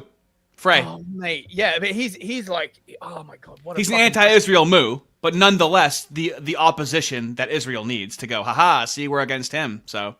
I remember him from George Floyd. Oh, yeah. They turned on him, and he really he went through an actual, like, Maoist struggle session, too, that they were throwing shit at him and stuff, and he just took all of it. Didn't Antifa, like, try and burn his, like, apartment down? Was that him? They, like, firebombed his, like, apartment? No part of me would be fucking surprised if that's true. But I just like, how much more obscure? Like, what if we had, what if Ilhan Omar was from fucking Neptune, and all of a sudden, 100,000 Neptunians were in there? Could we draw a correlation? Like Somalia is pretty fucking rare for the United States. Okay, what are the odds that fucking Somalis coming in? Can we please draw a correlation there by any chance? Look, mate, you wouldn't want to be planetist, right? The Neptunians are like have just as much right to be here as you and I do. Oh yeah, dude, I hate Mayo. I'm a Mayoist. Anything you don't like, you just add "ist" at the end. That's fucking. It's a child's game. Loose the regulations were here on all of this money, this welfare money, this assistance payments. She started bringing the Somalis in, and they came in from all around the country. So not only were they coming from Somalia, they were coming from Texas and Florida, and New York, and everywhere else, because the word went out, you got to come to Minnesota because it's open season here, and so that's why. And they're still coming here, and they're still gonna get money. And so Ilhan Omar is, I mean, she's the godmother of the Somalis. You And think? so whatever she says goes. Yes. And you keep referring that Somalians don't move alone. If one of them moves, 10 of them move. Yes. So that's how they're able to multiply and almost compound here as far as their populations. And so the idea is that they want to repopulate as quickly as possible. So that's why all these Muslim women you see, they're always pregnant all the time. Because when you have all these children, now you can start to overtake a city, a society, and now you run for school board, you run for office. We had a Somali guy, I couldn't believe he didn't get elected mayor of Minneapolis, but Jacob Fry, who was elected mayor, he's even worse. He bows down to the Somalis, he tries to speak their language. It's embarrassing. And so these Somalis are Muslims, and Muslims are able to have 4 wives. And Yes. they're able to have, I don't know, I doubt there's a cap to how many kids you can have, but by having 4 wives, you're able to have more kids than a person with just 1 wife. Yes. And so obviously they're going to multiply and compound inside of Minnesota. Okay, so pause it for a second. So now I know what you're thinking, fellas. Like, well, we don't want to go into white collectivism or anything, okay? Now I know that their collectivism, being very insular, just concerned with themselves. I mean, really the epitome of a fucking friend-enemy distinction. I mean, you couldn't get any more friend-enemy distinction with that, but we can't do that because we don't want to be like them, okay? What does the kosher centrist want to do, right? We vote, right? I mean, what do you think James Lindsay's answer to this would be? Well, is to read the Constitution, right? And to vote harder and to talk about Scottish realism. Okay, right? well, vote harder. Can you go to 12 minutes and 30 seconds? That's going to fix it. Like, look, you remember that whole episode we did when I was like arguing with them, right? And I was like, so the barbarians are at the gate. Like, but why are the barbarians at the gate, right? What is the, mental model they're using, right? Like, they're killing and raping like the women and the children. But why are they? They're literally called barbarians because their grunts sound like bar. Sorry, what was the timestamp you wanted? 12:30. 12:30. All right, so we got to vote harder, fellas. Okay, let's use the James Lindsay strategy. Oh, I'm voting. Oh, I'm gonna vote harder, mate. Next time I vote, right, I'm gonna vote extra hard, right? Like, I mean, it won't make any fucking difference. But mate, I'll be up there in the voting booth. I'll just, mate, like when my pen touches the voting form, I feel the democracy just flow through me, right? The liberty to vote. I kind of want to paraphrase Marx now and basically be like voting is the opiate of the masses, because it fucking is at this point. That's right? good, dude. It's just like, I voted. Right, I can go back to sleep now. And like, meanwhile, you've got a hostile population in your country that are like armed to the fucking teeth, right? And like, basically, they're playing by like fucking desert resistance like rules, and you're just like, what really? I'm not gonna lie, that's a banger stream title. Voting is the opiate of the masses. Yeah, that's pretty fucking good, man. Yeah. So voting, here we go. Why would that judge bow down to the head of the Somali mafia here? What I can tell you is that it's a voting block, and what they say is if you do something to go against our community, we're going to vote for, and they all vote together, and there's ballot harvesting. I've seen them do it. That we're going to vote for your opponent unless you do what we tell you to do. And so it's all purely for votes. Yes. And so this building right here, Cedar Riverside, massive apartment complex. How many Somalians do you think live in there, for instance? Well, this is just one complex. You've got 20 more just like this around the Twin Cities, and they're all Somali. You're talking probably 100,000 or more people, and they're all living rent-free. They're driving a vehicle that you paid for. They're eating food that you paid for. Everything they do is something that you paid for. And for instance, that entire block will then go and vote for one specific candidate. They'll have one person go there and collect all the ballots. And Pause it. They could say they have 9. So how does your one vote as an individual compete with 1,000 people fucking voting as a unit? Mind you, they have a person just go to the apartment and just collect the ballots and fucking fill them out where they have to be fucking filled out. I mean, like, the thing that like is just so fucking laughable about this whole like everyone is an individual thing is, what the fuck do you think a political party is? Right? Like a political party is literally a collective of people gathered together in common interest to vote for like a grievance, right? Like otherwise, I mean, look, I bet this is the kind of like world that they actually want, where every single person is basically their own political party, right? If for the whites, obviously, right? Like, you know, if you're non-white, you can, you know, have the Somali Revolutionary Party or whatever, right? But all the whites, right? Every single person will be their own like political party. So, you know, you're like, you know, because that's how it works, right? And then all the whites can argue with each other all the time, right? About like what grievances they like represent, but they aren't allowed to like collectivize in any way, shape, or form. I think it's a great idea, bro. well, just think about James Lindsay, where he won't tell you what religion he believes in. He won't tell you of anything of what he actually. I have that. He won't tell you about anything he believes in at all in any capacity. Decided nobody needs to know what my religion is any longer, and I'll never tell anybody again. You can trust that guy, right? That guy's got all the answers, hiding what he believes in. Yeah. And the reason he won't tell anyone is because if he does, when he starts commenting on other people's religious beliefs, people will be like, well, you know, coming from that perspective. But by like saying like, oh, you know, I'm not going to tell anyone what my religion is, like he can just keep it like sly and on the down low. See, he's a fucking atheist. He's a fucking dirty, shitty fucking atheist that is hiding it and won't admit it. You can't trust that guy, okay? That's bad fruit right there. Well, my two top picks are either Taoism or Reform Moodyism, right? Like he could convert to Reform. I know, right? but one of the most mooish things you can say is, I'll never tell you what I fucking believe in. Like, it has to be that, dude. And I don't know how reformed it is, dude. I don't know. It's something, it's Kabbalah. What you got to understand what is, it's very, very complicated. Is it says in the Talmud, when Rabbi Schneerson has a conversation with Rabbi Mandelbaum, and it's not really sure like which side of the debate ever comes out on top. So really, it's impossible to say what it is that we believe. It seems like he's just constantly hedging his bets, but really in the pocket of a certain populace, oddly enough. Dude Sweet gifted 5 memberships. Thank you very much. Get his cheeks, bro. Get his cheeks. Sweet. Yeah, we do Cheek need to him. get them. Cheek Get them him. cheeks. What Dude, sweet.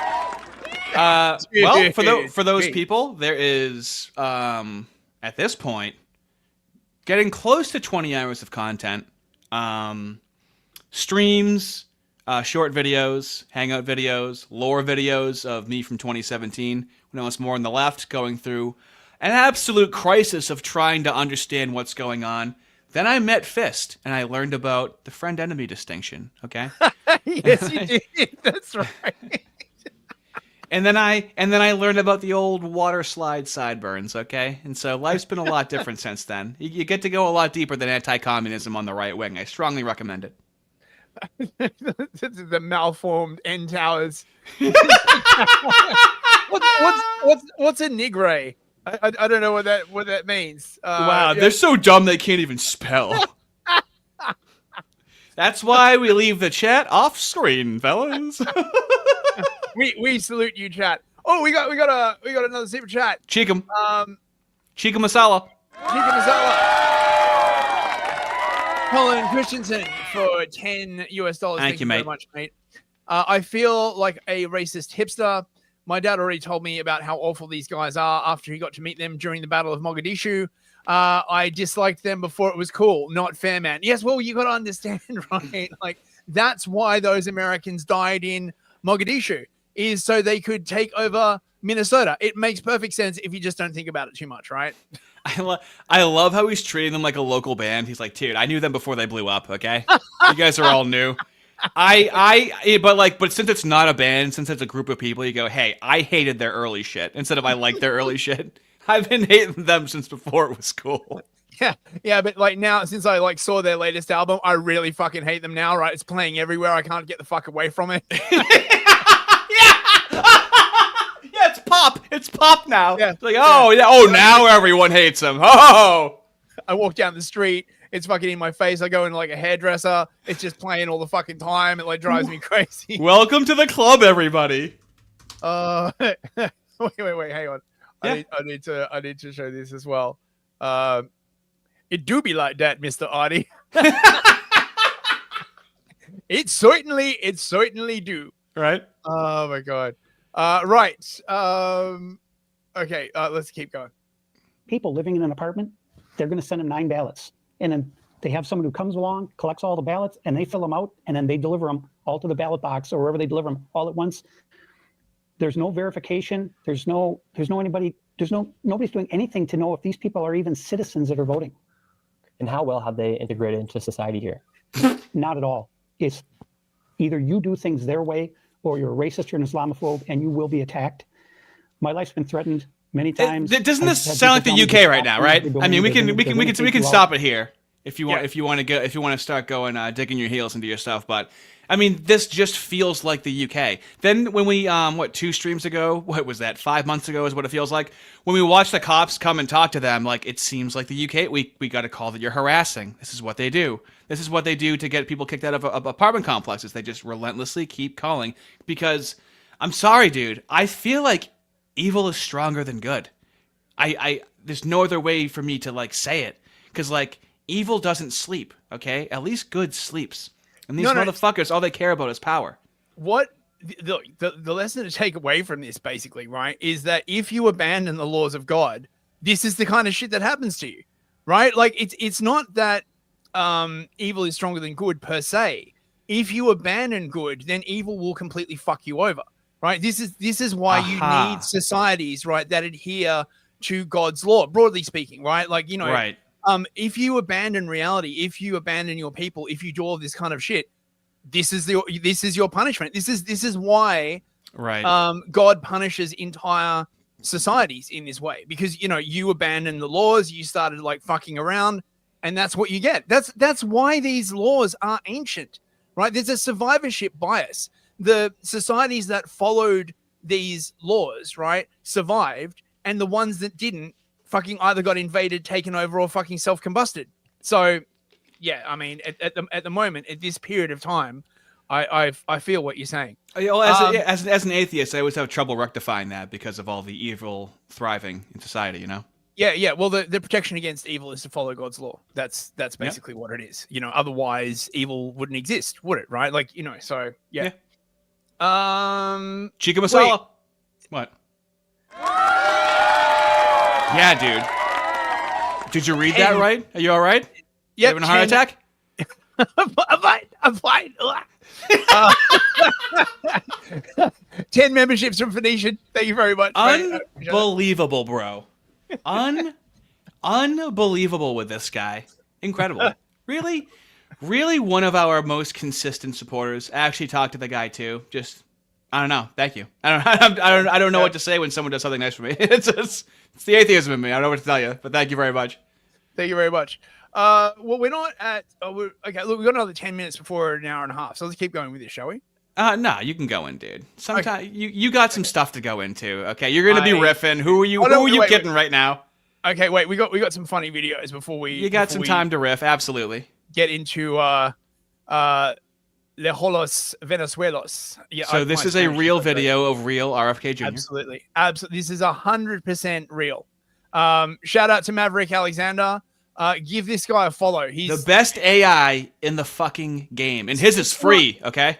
It's not AI, Artie. This is 100% real. No, his other stuff is the best AI in the game. Sometimes he shows real stuff. Here's the deal. Immigrants bring in diseases, including but not limited to AIDS, okay? And if they're not bringing in literal AIDS, they're bringing in business AIDS, or what many have called fraud. For example, as Nick Shirley exposed, Somalia brings in a lot of business aids. Follow me on this, okay? You start with the HIV that is mass immigration, folks, and before you know it, your country has Somali business aids, and it's full blown. For this reason, my team and I are recommending that we shut down third world immigration entirely, especially from Somalia, but also India as well. Think about it, like, what's the upside here? There isn't any. It's incredible. You only Business notice, huh? Business aids. You only notice that something is off when you really look at his mouth. But So like, good. it matches the head so well. Mate, I've got no idea like how I've this talked is to him done. privately, and he seems he's very much a man of mystery. When I've talked to him privately, it's hard to get a read on him. Man of AI mystery. Well, salute to you, Maverick Alexander. Like, man, I just because I think that one of the great things about AI is just this sort of like subversive thing that people have been doing. Oh yeah, Right? Of just like showing like just the incredible like retardation of our political class, and it's awesome. We got a couple more super chats. all right.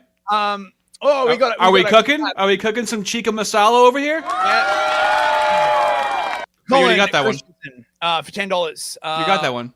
Oh, did I? Wait. Yeah, you're good. What do I? They're coming in quick. It's all right. Sorry. It's okay, Big baby. Jigger. $10. Does anyone else suspect Victor David Hansen can probably do a killer John Malkovich impression? I don't. Wait, who's Victor David Hansen? I don't know. I'm not sure who that is. I know who John Malkovich is, and John Malkovich talks like this kind of. And I would like to know who Victor Davis Hansen is, though. So he that honestly, though, like a 3 name like that just sounds like any serial killer from the fucking 90s, you know? Victor Davis Hansen. I just remember that movie being John Malkovich, where he goes like inside his own head, and there's like all those people like you're like Malkovich. That was like weird. Thank you very much, Thank you, mate. Mr. Nick Digger and Matty Ice for $10. Oh boy. Got in an argument with my Black Lives Matter obsessed brother, who told me he loves America because moves from Europe made Superman. Sending him the Nation of Islam book on Leo Frank. I hope it confuses. Oh my god. Oh, dude. Yeah, it's weird to consider like how much effect they had on like the comic book industry, and just how like examine sort of through that lens. It's really interesting. You know, Superman, he comes from like another planet. He's like abandoned by his like sort of godparents, and then he becomes like the strongest man on earth, who is not like in any way sort of like creepy and, you know, like financially minded. He just it's weird. But I mean, look, Stan Lee did do some fucking banger shit. So Absolutely. thank you very much, mate. And wait, what else have we got? Mighty Meme King, member for 3 months. Thanks for coming, mate. Thank you. Remember when James said he pretended to be Christian to wrongly quote scripture to them to force them to agree with him? Man is spiritually a moo. Well, Yeah, you I see, do remember here's the that. thing. He's allowed to joke, but everything that you say hurts his feelings.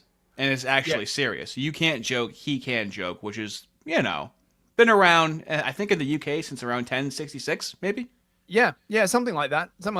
Right, so, oh yeah, I forgot we had this bit. We've got speaking of the Moo K, we've got a little bit of UK news. Oh wait, we just got one more super chat. Hold on. Did we? Yeah, $5 from Seth. Thank you very much. I love that Biden happened before AI got to this level. That means that everything he did was real. That's so true. Like, AI would have really ruined Biden. It really would have cheapened his gaffes.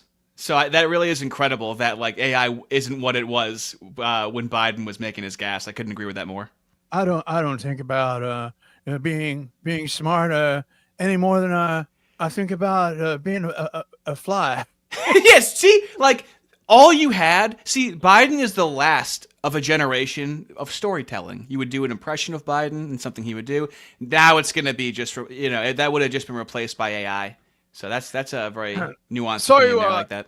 So what we have discovered, chat, is that the woke right is coming to the UK. Oh God, can we just please skip it? No, nope, it's not going to go away, and so that's why we have to talk about it, because they're gonna be sneaky with it.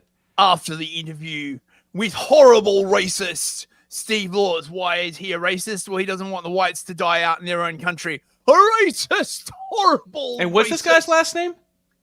Goldstein. Wait, isn't it just Gold, isn't it? It was Goldstein, but then he changed it to appear less mooish. But so his last name be Gold. Okay. Yeah, he didn't change it to something like Simpson, though. Obviously, right. If you're gonna make your last name Gold, as fucking, it might as be Andrew Coin Shavings at that point. He still wanted to be able to signal to the other moos, right? Obviously, right? So we are now getting the UK fucking version of this guy trying to explain what the fucking woke right is. Dude, still 2026 and nobody knows what the fuck the woke right is, dude. Give it up. Give it up. 5.5 fucking minutes. But this guy knows. This guy really knows, okay? This guy is fucking dumber than Dave Rubin, okay? This guy is clueless. I don't know what this guy's deal is in the UK, but holy shit. He's just a bougie moo. He'll just say whatever he's told to fucking say. No. Look, okay. What you're seeing, right, is someone so comfortable, right? Someone who has absolute, like, you saw it in the interview with Steve Laws, right? None of this shit affects him, right? To him, this is all an intellectual exercise, right? His people aren't dying out, right? None of the daughters from his community are in danger of being, like, raped by the muzzies. Yeah, but we have a place to go to. We'll just all go to, like, Poland or something, right? Yeah, you know. Yeah, of course, right? That's what it is. It's that just complete bougie. Vacant. Oh, you know, I don't give a shit, basically, you know. My notifications on Twitter, which I'd advise most people to do, is like I only see people who I follow what they say to me anyway. So I've not seen most of it. So I get messages from people going, "God, I'm so sorry," and that's the. I've just not seen most of it. Fucking rambling mess. I just don't really care, because it doesn't really affect me. I know, but the way that he's talking about this is almost like a rich person talking about going to the grocery store. It's like, oh, there was so many things to choose. No, that's what I mean. That's literally what I mean, right? Just coming out why are you poor? He's describing a daily action of billions of people at this point. Yeah, it's like, why are you concerned about, like, what's happening to the whites? You know what I mean, right? I mean, I'm mooish, and I haven't noticed anything bad happening to my people, right? Like, what's wrong with you? First I hear of, apparently people are having a go at me online. That's the only way to deal with it, I think, because you when you look at that stuff, you have to engage with it. You can't not reply because you feel like you've been misunderstood or whatever. Whereas if you don't see it, you don't think about it. Was it worth it? I don't entirely know. I just know that Heretics, we set out to be able to interview anyone. And also I think it's important to sort of spread that message that even the far right, whose views I find, some of their views abhorrent, I think it's important we try to understand why they're angry and why there are more of them than there might have been maybe a few years ago. So. But we need to understand it, right, within the frame that we occupy. Yeah, exactly. Right? And we need to understand it so we can absolutely make sure that none of their grievances are actually addressed, right, in any meaningful way, right? We need to understand them better so we can push them towards containment. In that sense, it was probably worth it. The other side of that is that you're only going to get... They tend to swarm you, the far right, just as the far left do. That's part of why we call them the woke left and the woke right.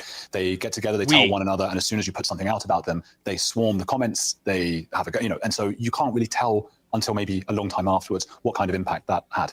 Yeah, because they're just a small vocal minority, right? And Twitter isn't real, and most people agree with me, right? Like, obviously, right? They have to, okay? Like, it's not.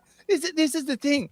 He basically, like, I saw you'll recall this from the episode that we did on him, that there were, like, just tons of normies who watched that interview and watched him just blasé say, like, oh yeah, I think, like, whites are going to go extinct, right? And you're like, right? Tons of normies were like, what the fuck? This wasn't like a groiper pile-on, right? This was like just normal people being like, what the fuck are you talking about? Yeah, well, look, you've used the term woke, right?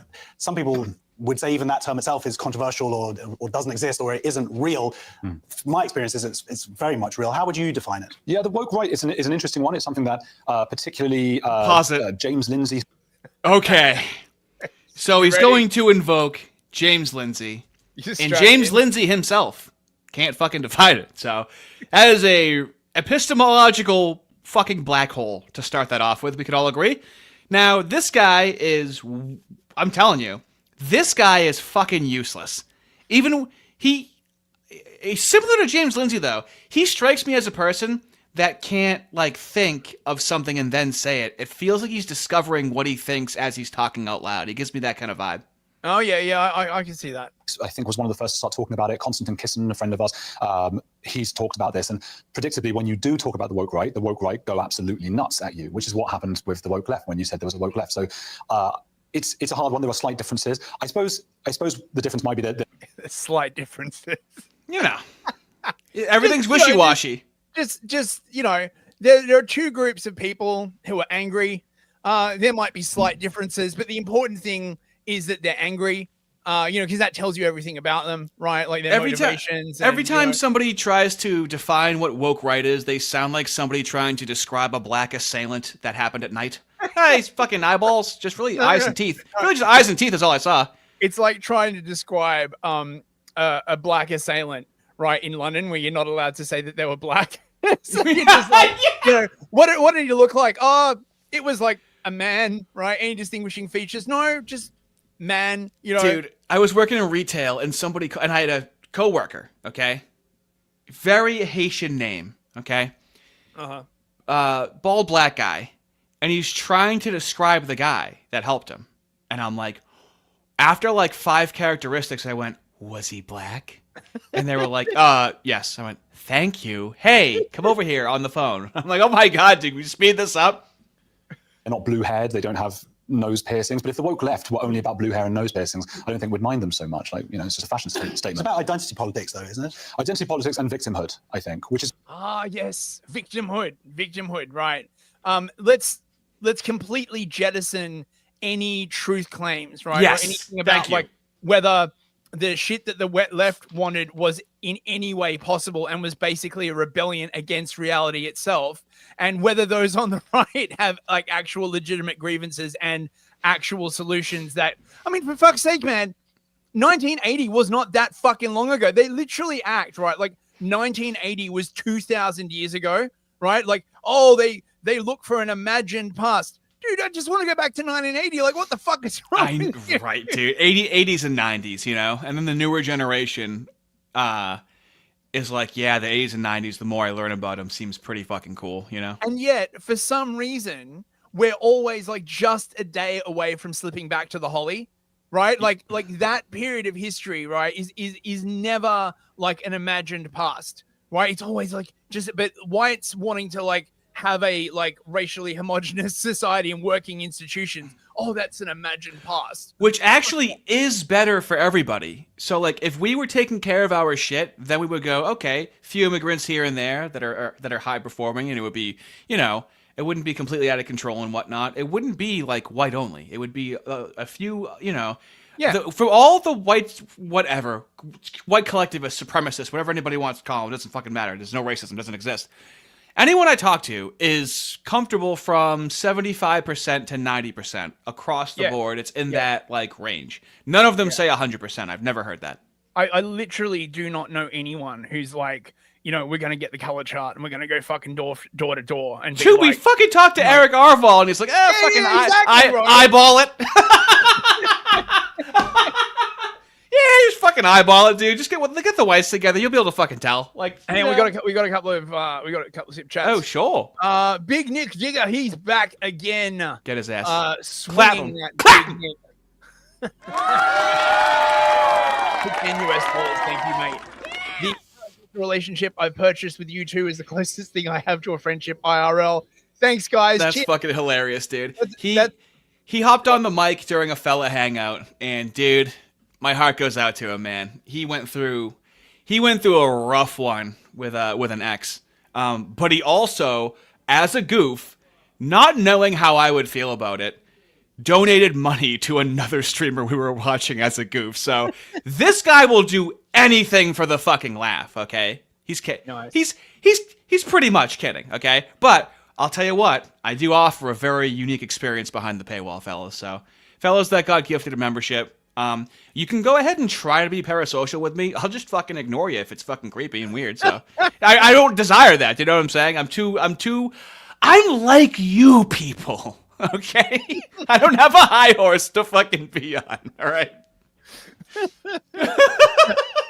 Thanks, Nick. Appreciate it, mate. Thank you. Colin Christensen for $5. Why do they keep trying this work right thing when it's clearly not working? It's all they've got. Why do the moos keep trying the fucking moo shit, dude? It's fucking one trick pony. It's all they've got.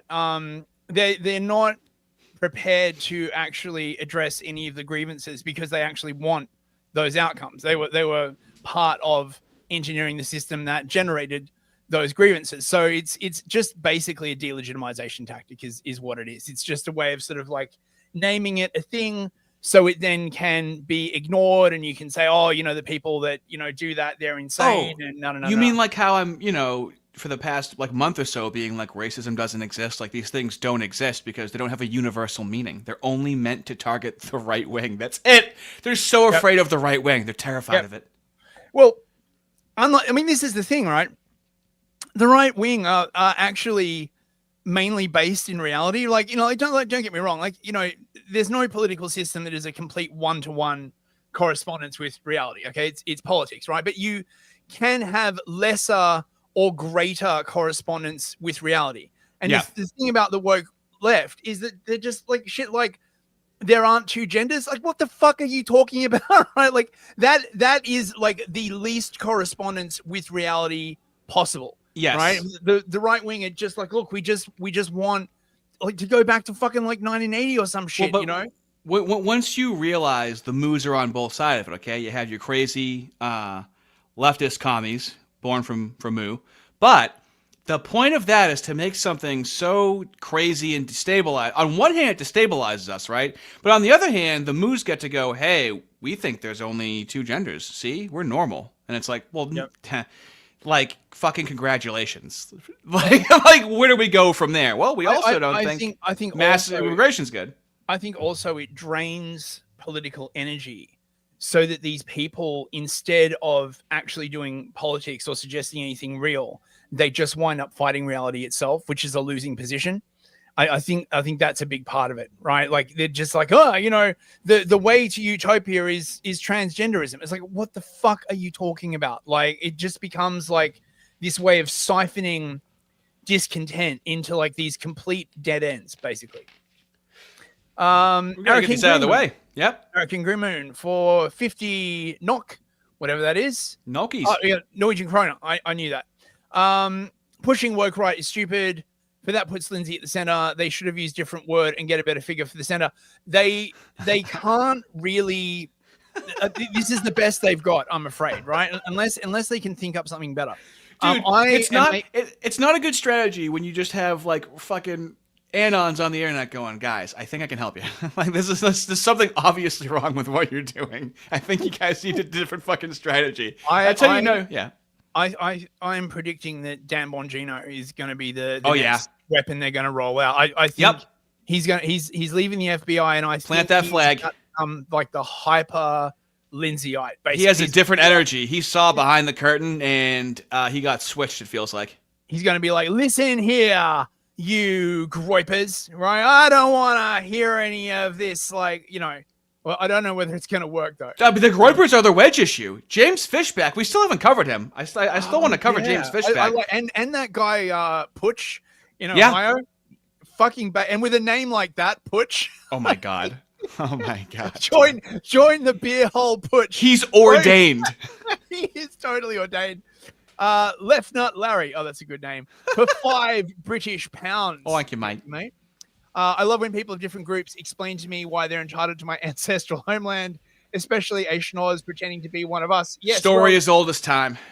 You have to like it. I still have from X like an 8-minute clip of just moos changing their last names. I just don't know what to do with it, but it's just so many. It's like a directory that I have if I ever need it.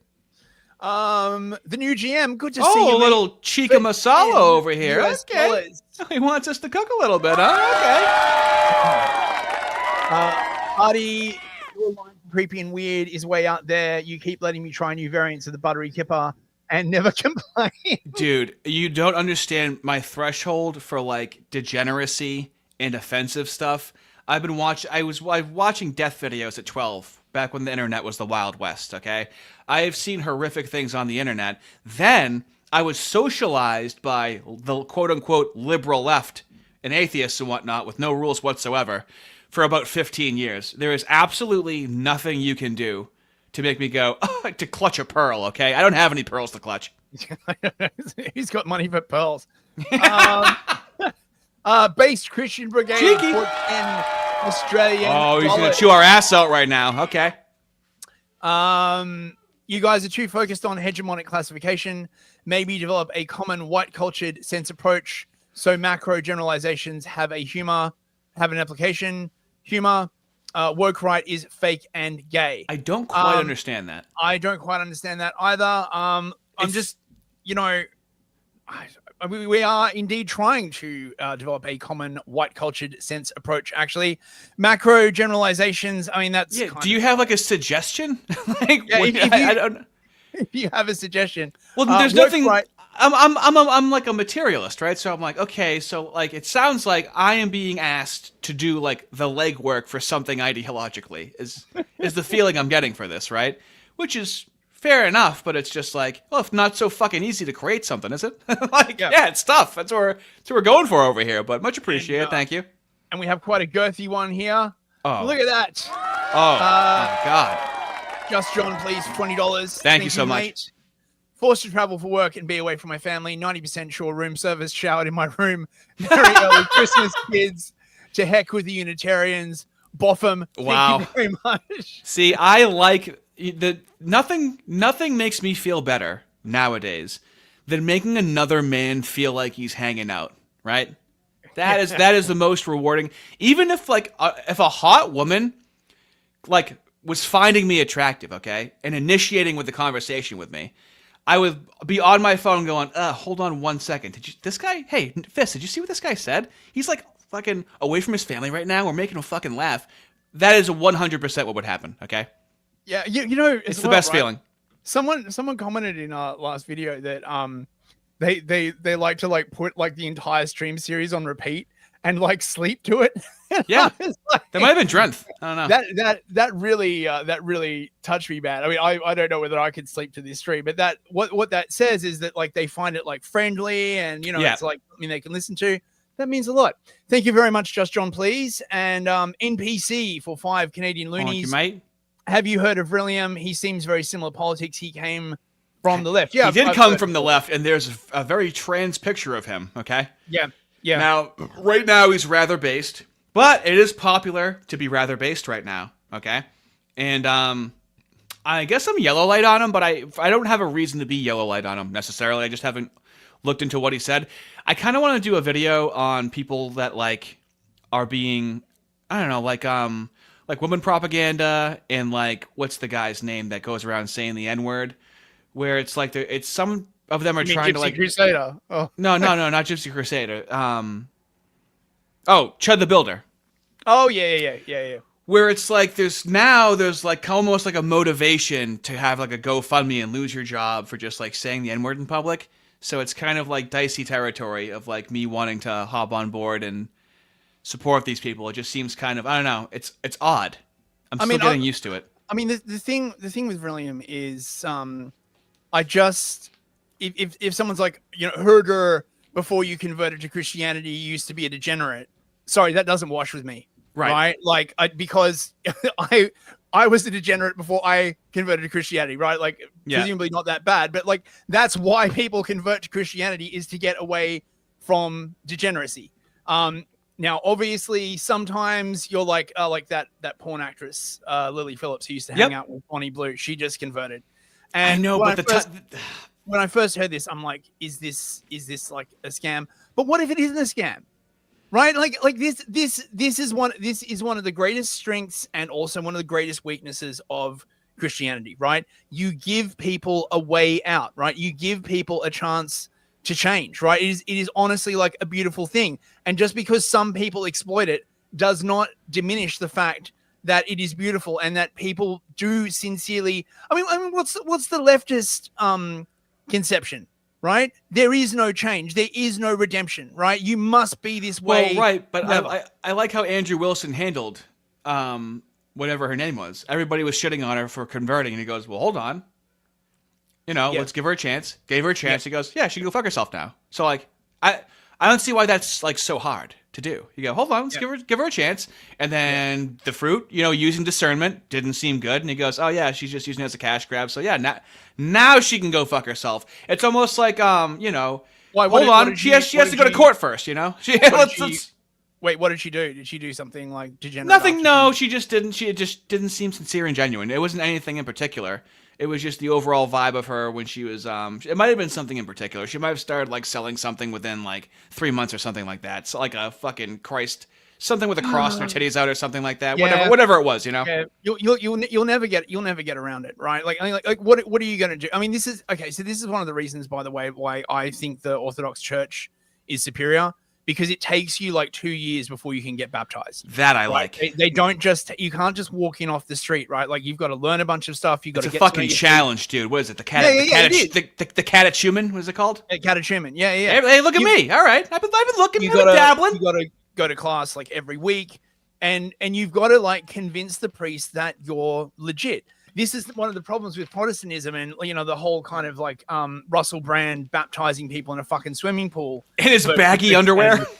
Right? Like, you just walk up, right? No. And I think as well, it sells like a lie to people that I've seen this in Protestantism as well, that like, you just do this one thing and everything about your life is going to change miraculously. No. It's hard work, right? You have got to work to be a better person. Like, Christianity will help you, right? But it's not like you just like boom, like all of a sudden, Yeah, so I was talking about Nayla Ray, and she converted to a non-denominational Christianity and started her own online ministry. So this is exactly what you're saying. There is no gatekeeping. It's just non-denominational, whatever you want, and then telling people how to be Christians. That's what it was. Thank you for that. Yeah, but at the same time, right? Like, you can't scan people's brains like unless they develop like a new fucking like. If we're gonna cover your shit, we gotta get scooting, buddy. Oh fuck! Right? Yeah. Okay, right. Hang on, we got a couple more super chats. Yeah. NPC for 5 loonies. I agree, it's tricky. Pathological lies exist. They certainly do. Discernment. Cubics 85. A little chica masala. Jesus Christ literally said he wanted to save sinners, not call the righteous. People who are degenerates and repented of their ways should be celebrated along with the angels. I agree. I mean, nice. Look at the stories of the saints. Like plenty of them were like horrible degenerates before they came to Christianity. And this is my point, right? You can't just close the door and just, you got to take the rough with the smooth. Well, that's why I made that video on Andrew Wilson where there's all these religious people coming out like trashing his wife, and they like, having kids from like 2 different men and whatnot. And it's like, well, then what is the point of your religion if like people can't retroactively like, it's not good for the birth rates to put that message out there, right? Because a lot of people are coming from degeneracy right now. I don't fucking care about that shit, right? Like every single time they come out like, Andrew Wilson, he married like a woman who had like children. I don't care. Like I don't give a shit, right? Like I've listened to him. He seems to know what he's talking about, right? Like again, what's the alternative? That's what I'm saying. Like cast into space or something. That's what I'm saying. Yeah, I was arguing with some of them about that. There's not a lot of good argumentation around it. The new GM for $5. I also respect the Ortho Bros. For the white cat jungle fighter thing. I don't know what that means. Thank you very much. That just sounds like his non-ortho brain trying to interpret something ortho is what that sounds like. That's how it sounds to me. And then my brain makes a filter, and then it comes out as regular English. Okay, so we got to get Scoot. No, it's cool. We've still got like an hour for the. Hey, you know what you got. You're driving. Yeah. Okay. Which is why also, lots of people were having a go at me this week. I don't really care. Like, it's not a big deal. I don't like to lean into the victimhood of it. And I know people on all sides of politics do that a little bit, and it doesn't help. Like, we've all got a friend at home or whatever who's overly victim-y, and no one ever goes like, oh, we must really help them. Everyone goes, oh God, I'm tired of this. So I don't think it helps politically either to do the whole victimhood thing. So identity, tribal, victimhood. And there are examples of this. Straight after my video with Steve Laws, there were some tweets from a friend of mine, Carl Benjamin, who I think is very, very nuanced about all of this, but he's probably the furthest right you can get in the kind of alt sphere that we're in. It's I'm going into what's the expression? Say going into inside a baseball or whatever a little bit here. Pause it real quick. He said after that. Hey, did you guys forget that he's defining the woke right now? I'm sorry, dude. It's the same thing as James Lindsay. He takes you for a fucking ride. So it's anyone to the right of Sargon. Okay. That's a good definition, right? I mean, it makes more sense than fucking Lindsay's definition. Can they just do no fucking metaphors and give me a goddamn definition for the? Oh my god! Every time with the metaphors, dude. So it's anyone to the right of Sargon. You see, it's like a death butterfly. It's like no. You see, it's like a friend at a party. Shut up. Just tell me what it is. A lot of flack from the far right, and he has said two things recently. One was Greta Thunberg. You guys are like acting like the far right Greta Thunberg, and another one was. I got it here. I don't know how many people get their phones out and just look at this, but let me just. Well, I mean, if you look at someone else who, dude, this is what I'm saying. Pause it. This is why he seems like he can't think of something inside of his head first.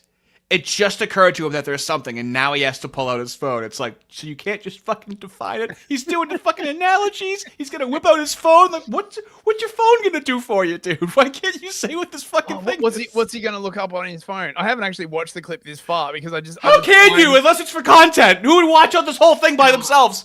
I just find him insufferable. Like Tommy Robinson. Now, the actual Nazis look at him and think of him as a traitor. I mean, the amount of abuse that Tommy Robinson gets. Well, Steve Law's called him a Zionist piece of, a multicultural, loving. He's got friends who are of different ethnicities. I think it's actually a great advertisement, the video I did with Steve, for Tommy. And Tommy knows that as well, because it shows that he's not a racist. Oh, so right. Okay. So we're getting closer with the definition. Very nice. Tommy Robinson is not woke, right? Well, how can he be, right? Well, Tommy what's Robinson's the fucking difference?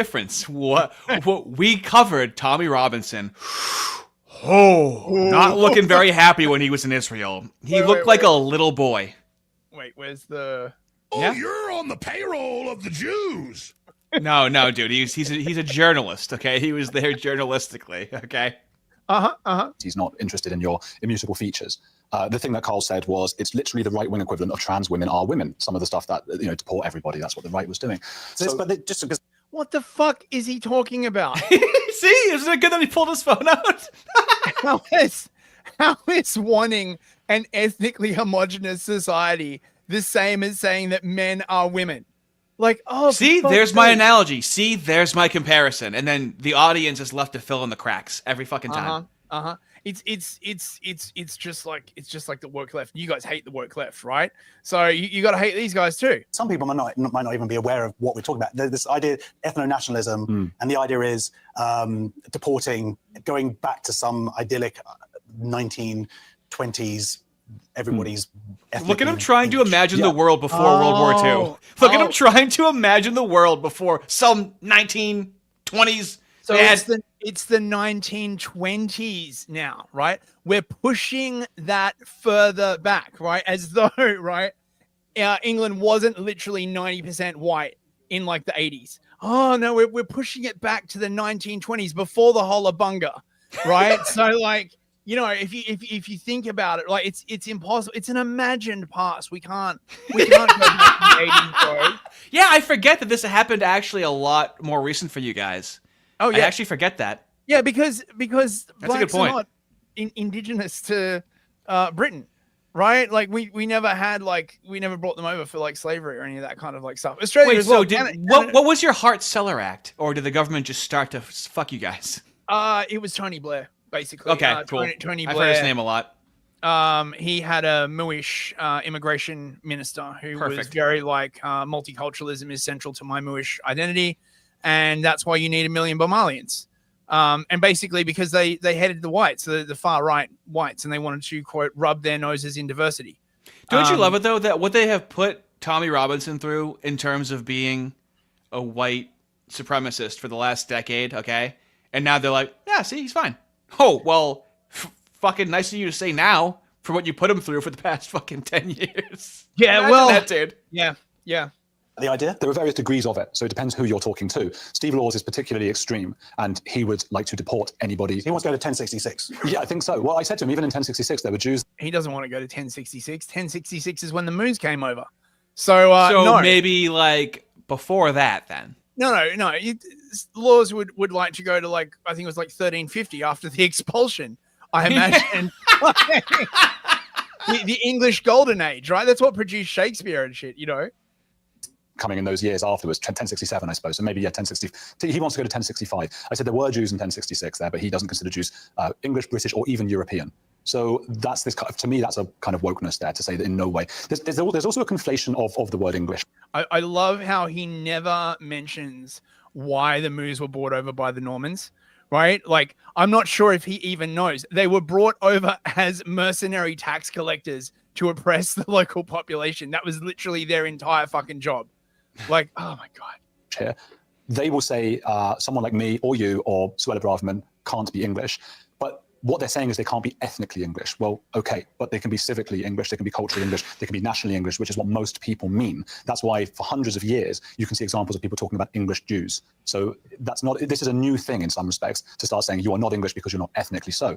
But this started with the woke left. This started with them making it acceptable in mainstream TV to judge people based on their immutable characteristics. You are a white, straight man, you can't talk. Well, if you do that, it's obvious that the people on the right are then going to go, oh, that's allowed now, is it? Great, I've been saving this up for years. You are this, you are that.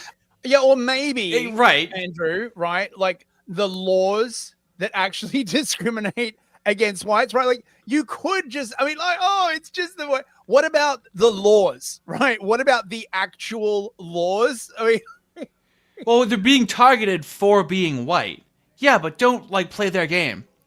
Yeah. Well, like, yeah, okay, but like, fine, I won't play their game. In 2017, I joined the Proud Boys, and they're like, you're white supremacists, and it's like, but we're civic nationalists. There's blacks and gays that are in Proud Boys, and like, we have to realize, fellas, in 2015 to like 2018, 2019, you couldn't be white. It was really tough. Things are like way better now. These conversations were not fucking allowed on Twitter, on YouTube, in any capacity at all. That's why Millennial Woes, that's why a lot of these content creators are on alt platforms, because you couldn't have any conversations like this. Look at what happened to fucking Woes, man. He just got nuked from orbit, right? Like, because back in the day, there were. Do you know what year he got nuked? Sorry? Do you know what year he got nuked? I don't. It feels like forever. Yeah, he got properly nuked because there weren't that many people like around that time. So it was a lot easier for them to just like nuke people from orbit. Now there's so many people that if they just nuked everyone, right, there'd be like a massive outcry. We got a couple more super chats. Sure. Someone wants us to cook a little chicken masala. Just John, please. Thank you. Dyer once talked about some Ninja Turtle influence for the Great Schism in 1054. Oh, good Lord of history, is there truth in this? Probably. I have not covered the Great Schism, but it wouldn't surprise me at all. There was like a lot of like crazy shit going on during that period. I will look up. I have found Dyer generally to be a reliable source when it comes to history and stuff. So that seems to be his autistic superpower. And Torch of Wyatt. Hey man, how's it doing? Thank you, mate. For $5, it's not hard. Woke right equals critical deconstruction of classical liberalism from the right. Why are midwits so bad at defining their stupid concept? He's probably one of the most sarcastic of the hard R fellas. Right. Now, just to leave off our stop giving us something so frustrating to watch. Put on Keir Starmer already. Yeah. Fuck you. Put on something to lower my blood pressure. Let's get this fucking guy going. Are you ready for this to take over America, mate? Right? Are you ready for the soy? It's where it's going, America. Right? This, by the way, if Kamala had gotten in, this is what you'd be getting, right? Like, except like female and more shrill and like even stupider. Well, it's always worse. It's the same thing with Lori Lightfoot as Chicago mayor, and then she gets replaced by Brandon Johnson. It's always a worse version that they're replaced with. That's right. The next election is going to be unlike any election we've seen in this country for a very, very long time, because my strong view is it'll be a Labour government up against a very right-wing proposition in reform. And that reform aren't that right wing, mate. Is your right wing a kosher centrist in your country? Is that essentially what right wing is? Yeah. Anyone who has any access to political power is kosher, right? Yeah. It is literally impossible to access political power if you are not. they yeeted this guy Jeremy Corbyn from the Labour Party for this exact reason. Now, don't get me wrong, right? Like Corbyn was like a literal fucking communist and would have been like terrible for the country. But the reason he was yeeted was because of anti-Semitism. So they have the power literally to remove the heads of political parties, remove sitting prime ministers in some cases, right? Like, so yeah, if you're not kosher, like you are not going to have any political representation. That's just the way it works. Proposition will be a proposition of toxic divide of this country. The next election is going to be about a question of what is it to be British? And I believe to be British is to be compassionate, reasonable, live and let live, and diverse. And diverse. Oh, what does that offer? The most important thing is diverse. Let diversity define it. Yeah, well, how's that been going? It's been going fucking terribly. We've got dialed down the woke language a lot, and so the kosher centrists are really having to step up to engage with the right because the left can't use any of their tricks anymore right now in the United States. So, like me hearing diverse, I'm like, what is it? 2024? How quick things move. You will notice, right, that Starmer did not use the word racist or Nazi exactly when referring to Farage, and this says a lot. Because these words have now themselves become so incredibly toxic that to use them just drains all of your credibility. So they're trying to present a positive vision, but they don't have a positive vision because fucking, mulatto... They're deconstructionists. Mulatto diversity is not a positive vision. There's not... This whole milquetoast, like English values, is such a thin gruel. It can't encompass... like a political vision, like a ruling formula. It needs some like meat, and it just doesn't have any. There's no question or answer to like, well, which culture should dominate, right? Like it's fucking retarded. And I'm proud to serve our diverse country. And yeah, I bet you are, you motherfucker. All of its part. It is British to be diverse. It is British to be diverse. Really, since like 40 years, right? Yeah, oh yeah, it's the most important thing of all. That's the thing. How old is your country? Oh God. How old? Oh, dude, the Romans were like having a go at it. I didn't even know. I don't know. It's fucking. That's how old it is. Yeah. And that is the essence of Britishness. That will be challenged at the next election by reform. If that is the essence of Britishness, how can it be challenged, kid? The way that he's talking feels like they have like a dog collar on him and they're zapping him when he's not being woke enough because like he keeps moving and he keeps getting he's like yeah, and then diversity is really good and then he has to keep like increasing his energy and leaning forward and ramping it up. He keeps getting zapped, I swear to God. So this guy is the most unpopular prime minister that Britain has ever had, by the way, right? Everybody hates this motherfucker. He's so bad. And this country, if reform wins, will be torn apart in a toxic way. And my strong sense of history tells me that if a right-wing proposition like that gets in with that toxic divide and things don't go the way they pretend they will, and they won't, they will move to the right, to the right, to the right. You can see this happening across Europe. This is happening. You can see the right-wing propositions in Germany, in France. If you look at the elections of this year, even in Norway, in the Netherlands, in Australia, and in Canada, it's been. Yeah, what do these countries all have in common, Kia? Could it be mass migration?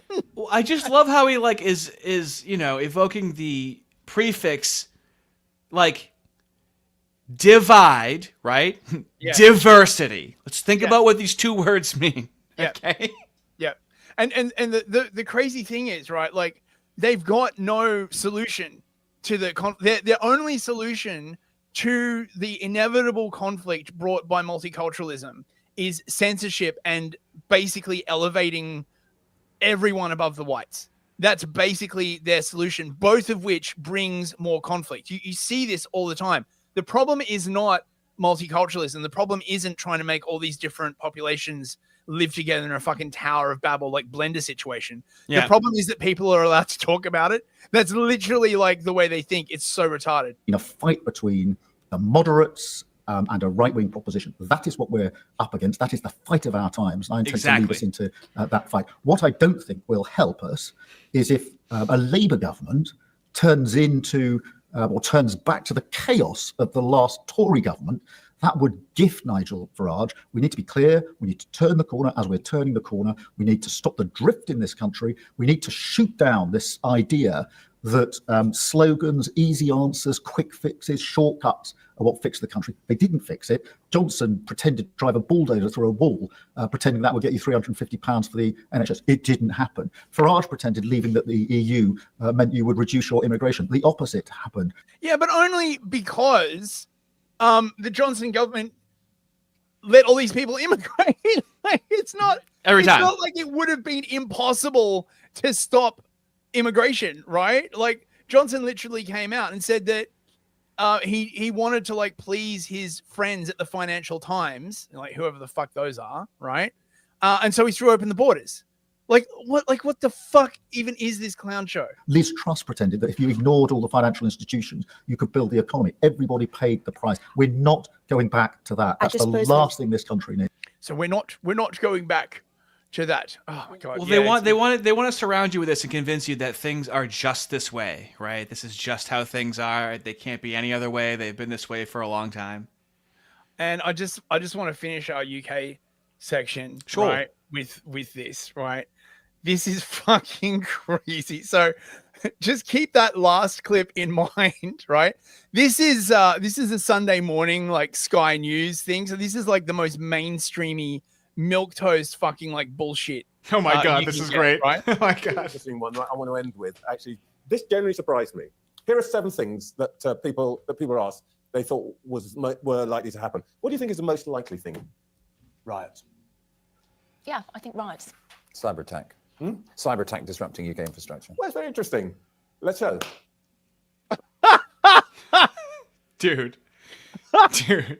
61% of the people polled by the mainstream news, right? So like the most milquetoasty people in the country think that violent riots are the most likely thing to happen. And so for people listening, what are the other options? Violent riots in the UK, 61%. Cyber attack disrupting UK infrastructure, 54%. General elections called, 34%. AI causes a financial crash, 32%. SNP no longer the largest party. The war in Ukraine ends, 22%. Donald Trump resigns, 15%. Right? So like 61%, like that's fucking insane. Public agrees with you. Riots and cyber attacks. That's quite gloomy. What do you think would provoke riots, Caroline? That's quite gloomy. Perhaps we should think about possibly like thinking about doing something about it. It's so fucking English. I mean, what can you do about that? I mean, I think that, it takes something often unpredictable, like what we saw in Southport. I mean, you might say something like Brexit. Not sorry to interrupt, but from sitting where I'm sitting, 5,000 miles away most of the time, the country looks like a tinderbox. And I think you are one migrant assault rape incident away from. Why do we have that issue? Yeah, well, social and economic circumstances. Right, so that is the end of the UK section, what I like to call the misery box. Not the mystery box. Yeah, the misery box. And we now move on to why international law is bullshit, as you may be aware. The Americans just decided, like, fuck it. We're just going to kidnap Maduro.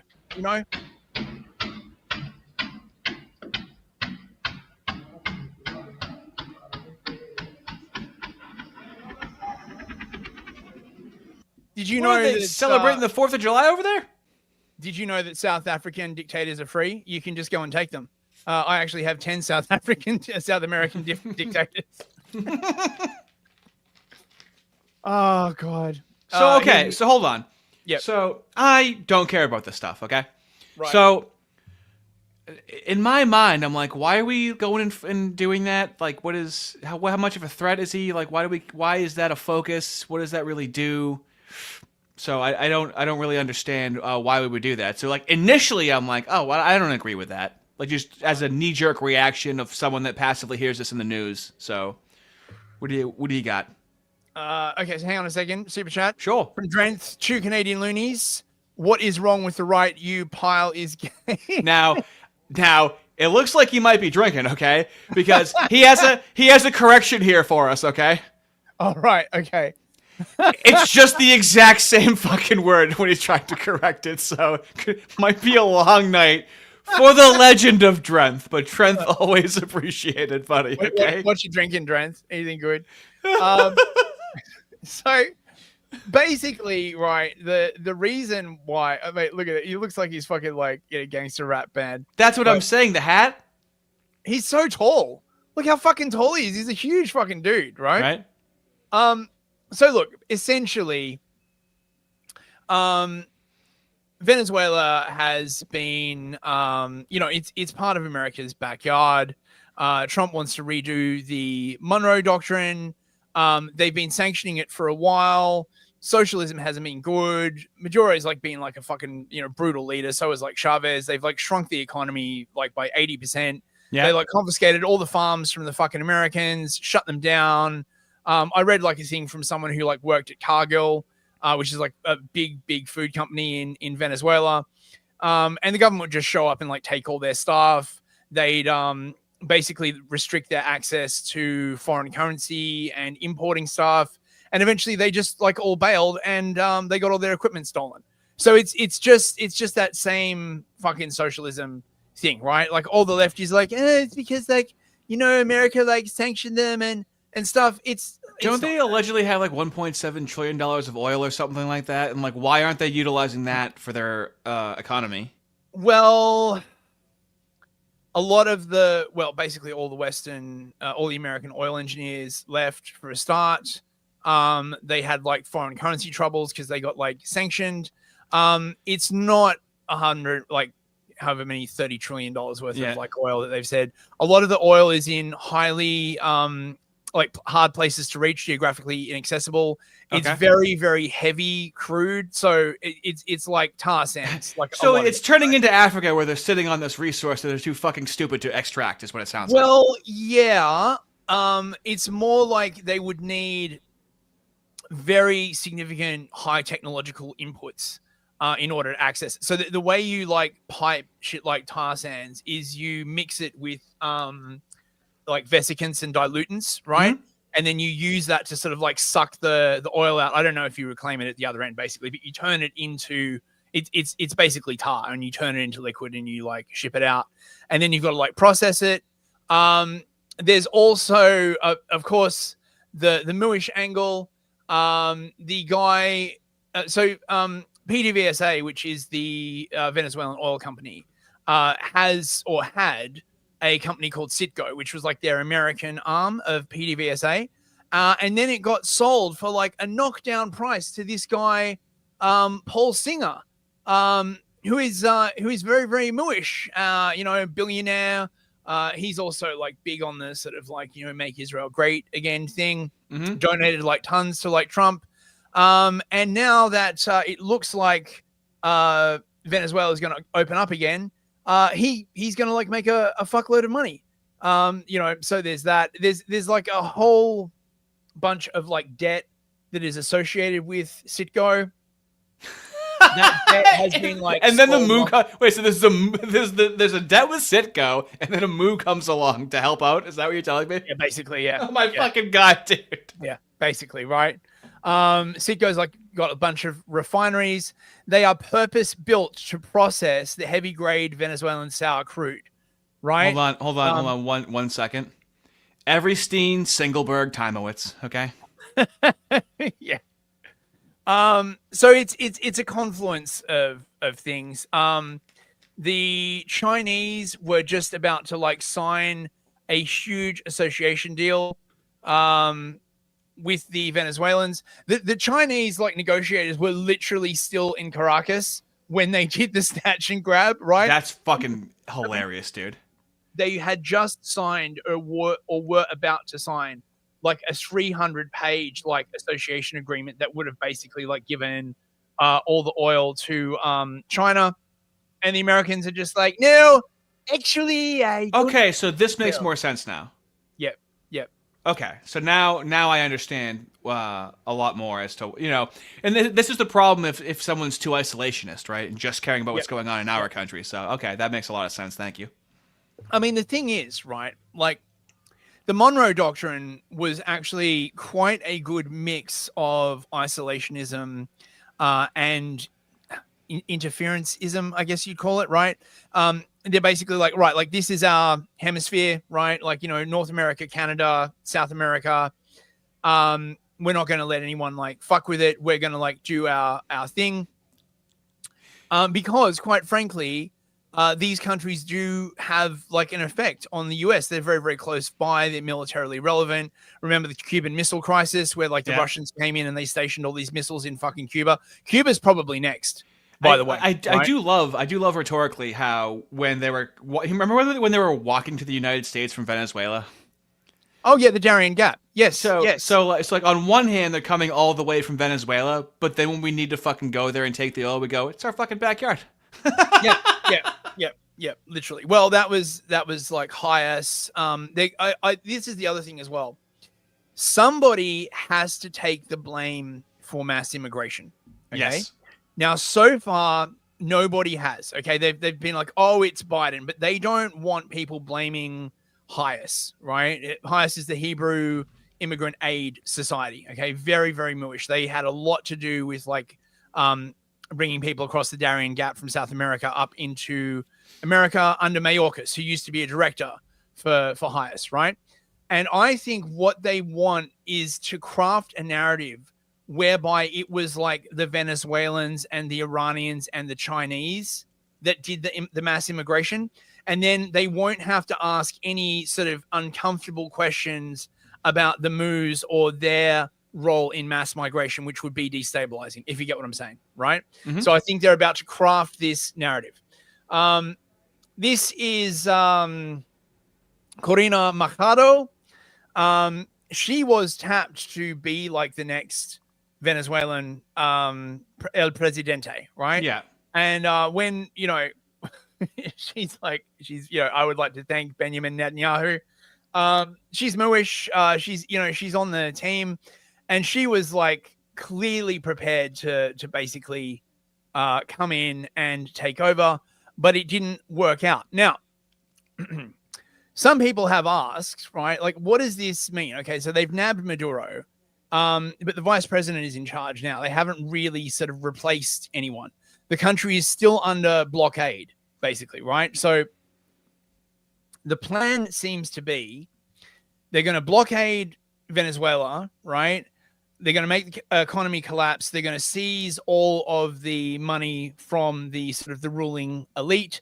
And then once it collapses or is on the verge of collapse, they'll come in and they'll offer like reconstruction loans. This is usually the way it fucking goes, right? They'll get the IMF or some like group to come in, and then they will reform the system of socialism around it. You'll get like all this like foreign direct investment, basically kind of like what they did with Argentina. And some people's lives will improve, right? Like, don't get me wrong. I'm not like a huge fan of Maduro. My criticism would be that, whatever government you get, you always get Zog, like always, right? And not that Zog is incapable of improving the lives of the citizenry. It's just that it always comes with a lot of attached stuff, right. They make it good enough. This is how like people with like Gavin McInnes or like Tommy Robinson, I feel like the Moos, like if somebody is in peril, they will really gravitate toward them and go, hey, we'll help you out. We're not so bad, It's like shaking hands with the devil a little bit, Yeah, so you'll get economic development, but you'll also get legalized gambling. Yeah. You'll get LGBTQ. Maybe not so much under the Trump administration, but if it had been under like Kamala and Blinken and all that kind of stuff, then absolutely. So it brings with it degeneracy. You're going to get like credit expansion. You're going to get like Klarna, all these like mass usury, which I believe is like outlawed in Venezuela at the moment. Oh, so, yeah, because remember when Tucker Carlson was talking about all of like the socially conservative things about Venezuela, and then Ben Shapiro was like, "Who cares? He's a communist." And then Tucker just goes, "Well, me, I care. These are what happens. It's possible for other societies to have these conservative values, and we should point out that they outlawed usury." And fucking Ben Shapiro was like, "Who gives a shit? It's communist." It's like, well, we could talk about the usury a little bit more, Ben, don't you think? Yeah. Well, Mikado clearly would be all about that, right? Like, Yeah. actually, I've got this clip of her. Oh God,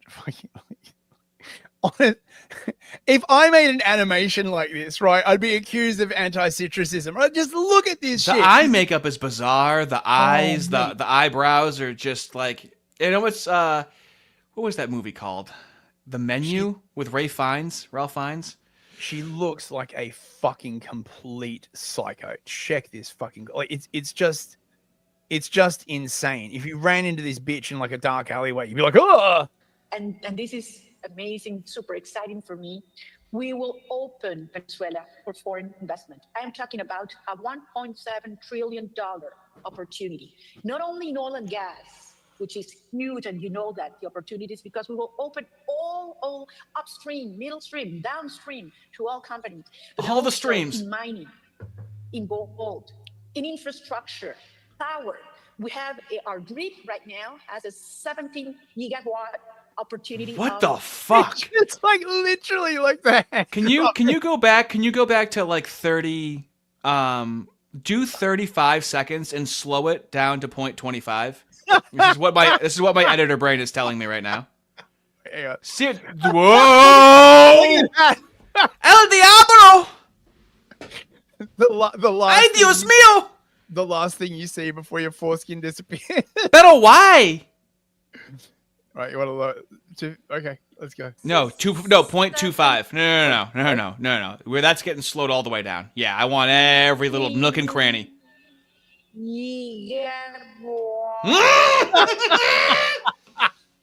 Jesus. What does she see? A shiny coin in the ground? Oh my god. This is fucking crazy. Oh my god. Opportunity of energy potential that needs to be rehabbed.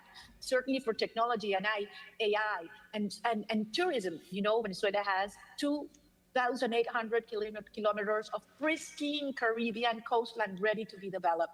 So I thought she was going to talk about Colombian cocaine. We will open markets. We will have security for foreign investment and a transparent, massive privatization program that is waiting for you. So look at the ending frame. Oh my god. You shouldn't. Do you know what Senpaku is? Do you know what Senpaku is? Yeah, exactly. She got the She psycho has. eye. Yes. Yeah.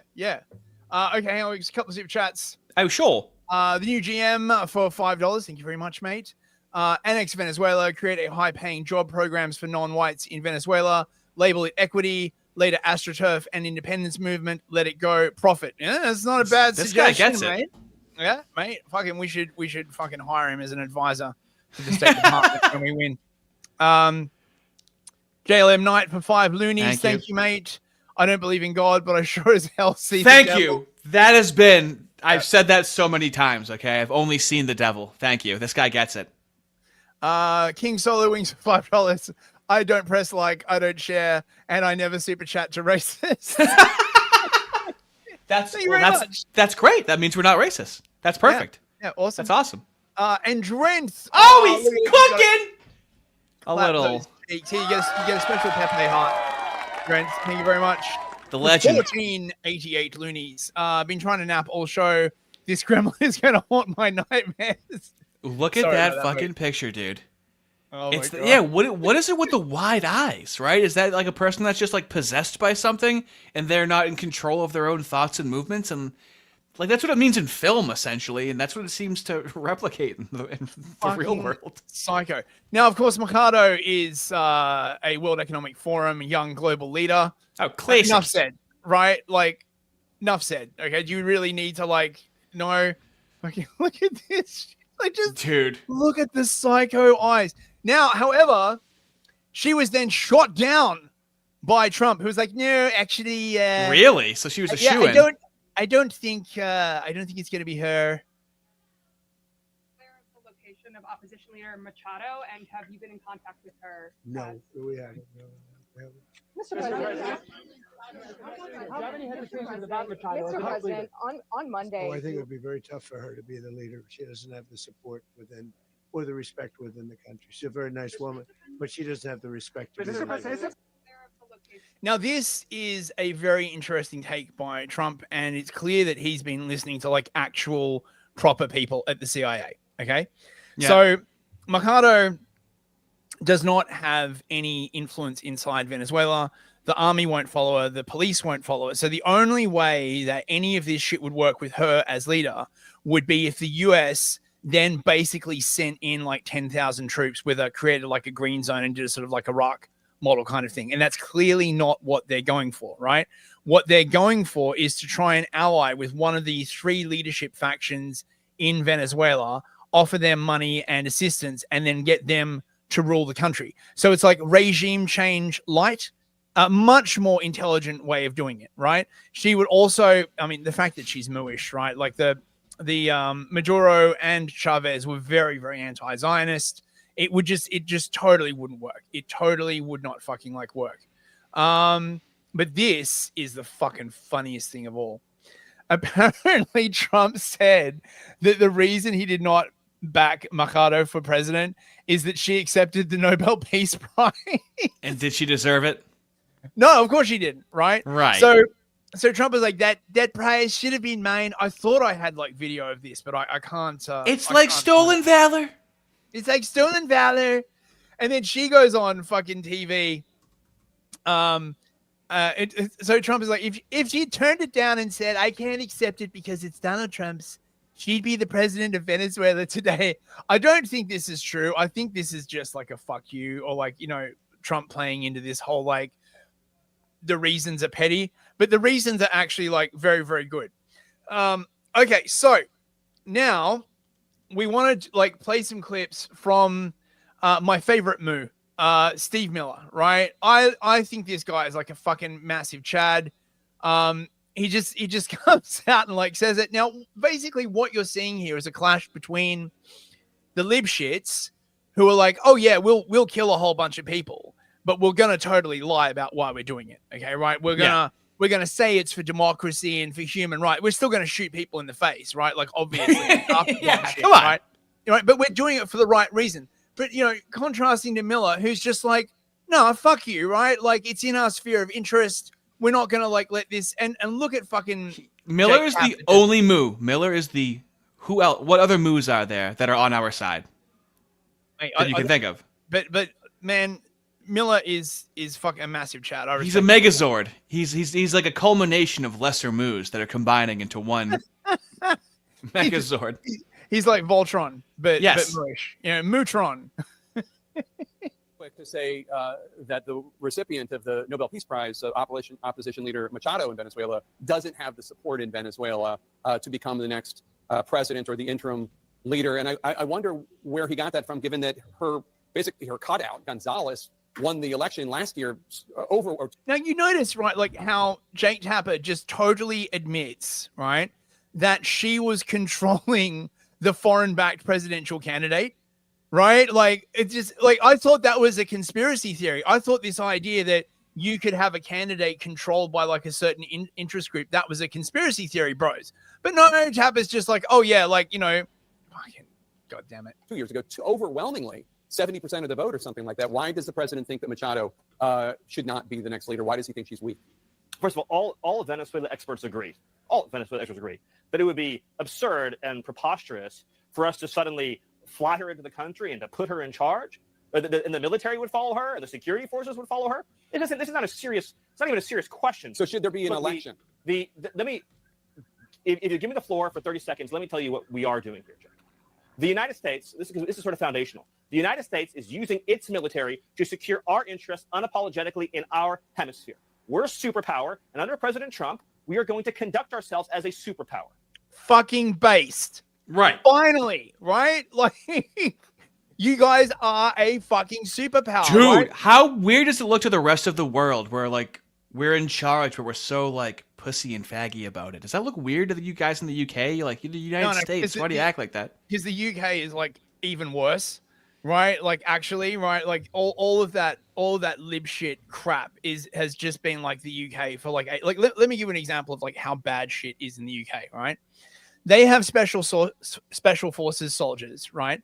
They will send off on a mission overseas, and then literally they'll get arrested as they step off the helicopter for fucking, you know, breaching like the Human Rights Act.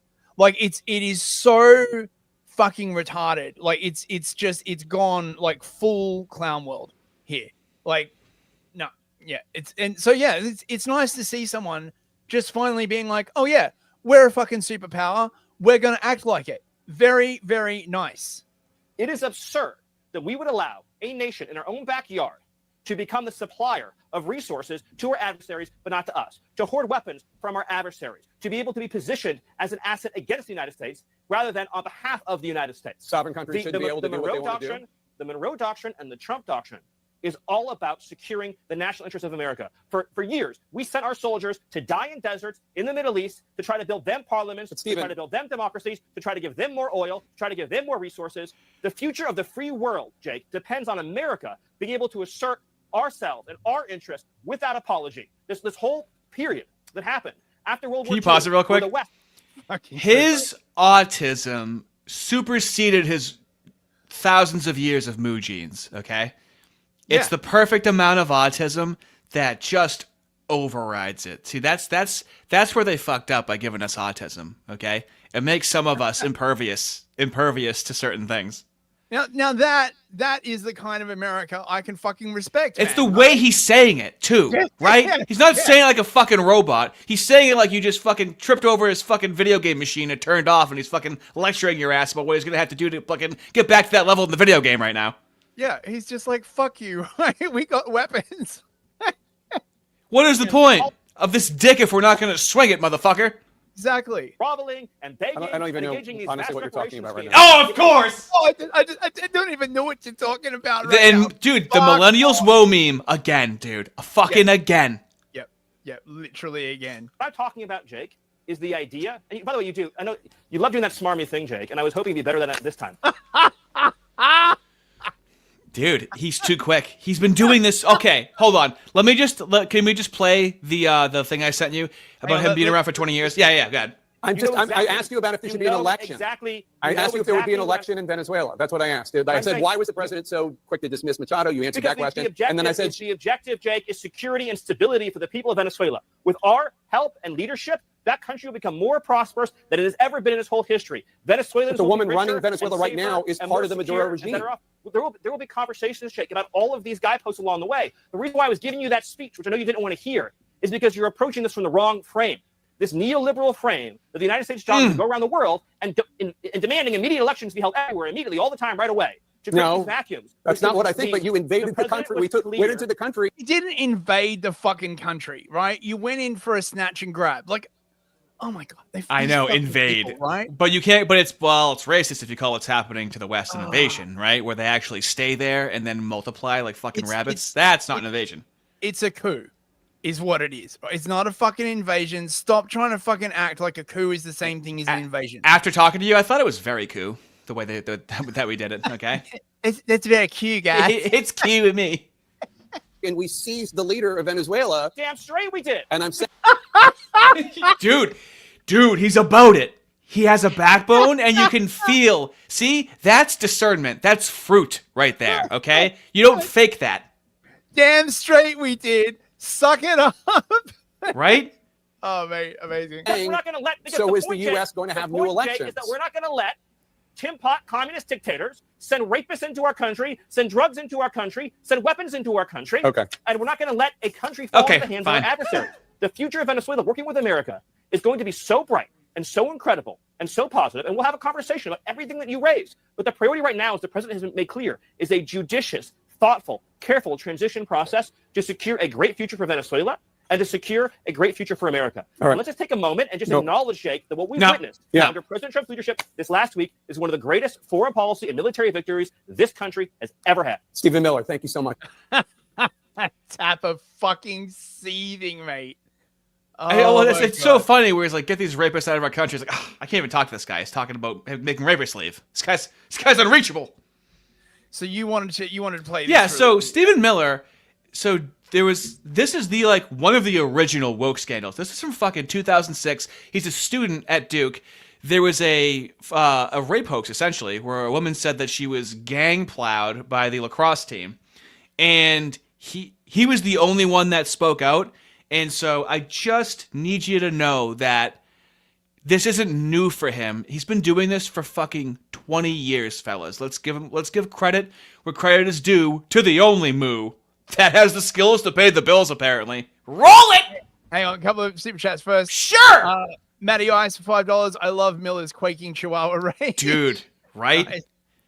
It's very barky. Academic Slagent, member for 1 month. I owe the Rothschilds and the CIA an apology. They cooked when they invented autism. Dude, he's got some of the best comments. It's fucking razor sharp. Testing. There's testing. What's up, buddy? It's nice to hear someone meaning what they say, and it's nice to hear him talk down to these globo homo. Exactly. Yeah, the I agree. fellas Right. fucking get it.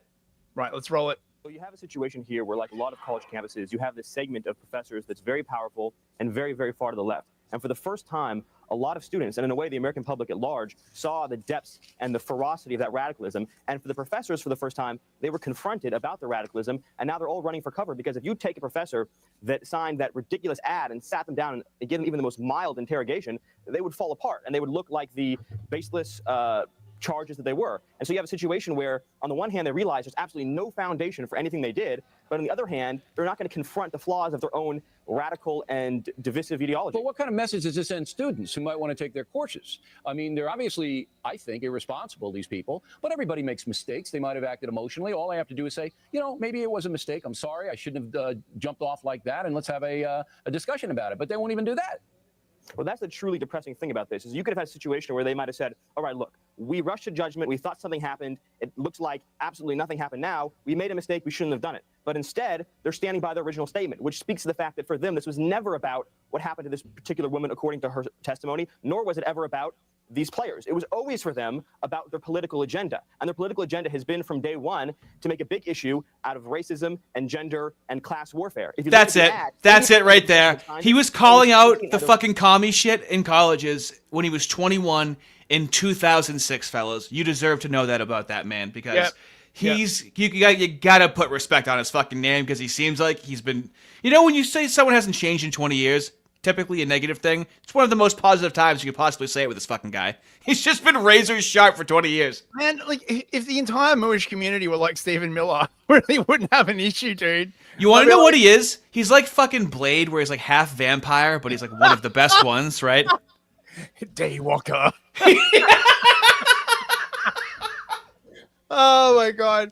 Right, so Maria Mercado then went on. See, okay, so basically, like she was clearly like the favorite candidate of like some sort of Mooish interest group, right? Because as soon as Trump said it's not going to be Mercado, all of the fucking media channels were like, "Oh, we've got to interview Mercado." I literally never heard of this bitch before, and then as soon as Trump says like, "No, we're not going to do it," with incredible under extreme conditions, unfair conditions, Sean. Well, that was the person that replaced you and that you're very close to. But let me go back and talk about it. You stayed in the country, but you were hiding within your country until you went to receive the Nobel Peace Prize. And I want you to tell us, you never went back at that point. Did you not go back because you feared for your life? And tell us, I mean, it's not very usual that people will dedicate the Nobel Peace Prize to the leader of a different country and say publicly, he deserves this more than I do. But you did that. Let me be very clear. As soon as I learned that we had been awarded the Nobel Peace Prize, I dedicated to President Trump because I believed at that point that he deserved it. And a lot of people, most people said it was impossible to achieve what he has just done on Saturday, January 3rd. So if I believed he deserved it on October, imagine now. So basically, when she got the Nobel Prize, right, she tried to basically say, "Oh, you know, Trump should like share it." This makes me wonder actually whether the whole Peace Prize thing wasn't like a distraction, because basically they got her out of Venezuela with the Peace Prize thing, right? So she was hanging out in Venezuela. She got like awarded the Peace Prize, and she had to come to the US to accept it. And then once she was in the US, the government said, "Oh, you know, you can't go back. It's too unsafe." So they basically managed to keep her out of the country because of the Nobel Peace Prize. And because she was out of the country, her influence there was massively reduced. So she's out of the country when the coup happens, and suddenly she can't be leader. So this is shaken out really, really well. It just seems to me like someone very, very skilled put this coup together. And quite frankly, like my big issue with like a lot of American interventions is not the intervention. It's just how fucking badly they do them, right? Like, you know, because, you know, the goals are not really the goals, or they haven't like thought it through. I mean, look at fucking Iraq, right? the level of direction and communication that it takes to pull these things off, you know? Yeah. And so Trump is now like fucking swinging his fucking dick around like massively. Look at this fucking shit. We knock out 97%. And those drugs mostly come from a place called Venezuela. We're going to run the country until such time as we can do a safe, proper, and judicious transition. So we don't want to be involved with having somebody else get in, and we have the same situation that we had for the last long period of years. So we are going to run the country until such time as we can do a safe, judicious. So this is a very, very interesting angle, right? That might be like the way to solve the immigration thing is to coup the countries that they came from, right? Institute economic development and then send them back, right? Which might actually work. There's like apparently 6 million Venezuelans in the US. So you create like a pull effect as well as a push effect, rather than just trying to like rely on like deportations and all of this like shit. Very, very smart idea. Somebody else, proper transition can take place. So basically, right, like they reckon they're gonna have elections at some point in the future, but they're like, you know, whenever it stabilizes, like there's none of this fucking like lefty, like, oh, democracy. Like, but wait a minute, we have 6 million of their people as in our population. So what is their population? Isn't that like a fourth or a fifth of their entire population is in the United States? It's a lot. Hang on. I think they're around 30. So we have 20% of Venezuela's fucking population. Yeah, 31. What the fuck? 31 million in 2024. What the fuck? Yeah, so that's after the diaspora. So yeah, like fully like 15-20% of the entire Venezuelan population. To the US. Does it have to be that way? Is this my new reality? Yeah, what the exactly, fuck, dude? Exactly. So they could create like a pull effect instead of just trying to push people out of the country. They could be like, you know, you've actually got something to go home to. Yes, so exactly. There's opportunity, right? So they would basically be reversing all of the war on terror policies, where they went in and they just fucking destroyed all these countries and then took in all these fucking like refugees. And they could just totally do it. They could just basically do a colonialism, right? Like the British used to do. You just fucking go in, right? You take over the government and you're like, right, we're going to have like a proper country now. It's not impossible. I think this is from Maverick Alexander as well. Oh yeah, check this out. He looks like the kind of guy who can't please his wife, but quite frankly, his wife looks like a man. So what do you even do with that? Anyway, there's a lot of confusion right now, a lot of questions. So we're going to put things into terms the left can understand. I Harry Pottered Venezuela Voldemort. I Marvel Avengers Fentanyl Thanos. We Luke Skywalker the drug Death Star. I won't be accepting feedback, though. I don't care. The fact is, let me tell you about the facts. Nobody cares about anything the left has to say anymore. Seriously, why would I want the approval of retarded people who want me dead? Dude. But that's a good point, wouldn't you say? Yeah. It is totally a good point, and I just wanted to play this as well. There is no just cause for an invasion of Iraq. Well, that may be. But what we're all forgetting is anyone who doesn't want to go to war is gay. I want to go to war. Oh, yes, we should definitely go. We should totally go. I was the first one who wanted to go to war. Except now, of course, it'd be anyone who doesn't want to go to war is an anti-Semite. Funny how the rules change, huh? Okay, so...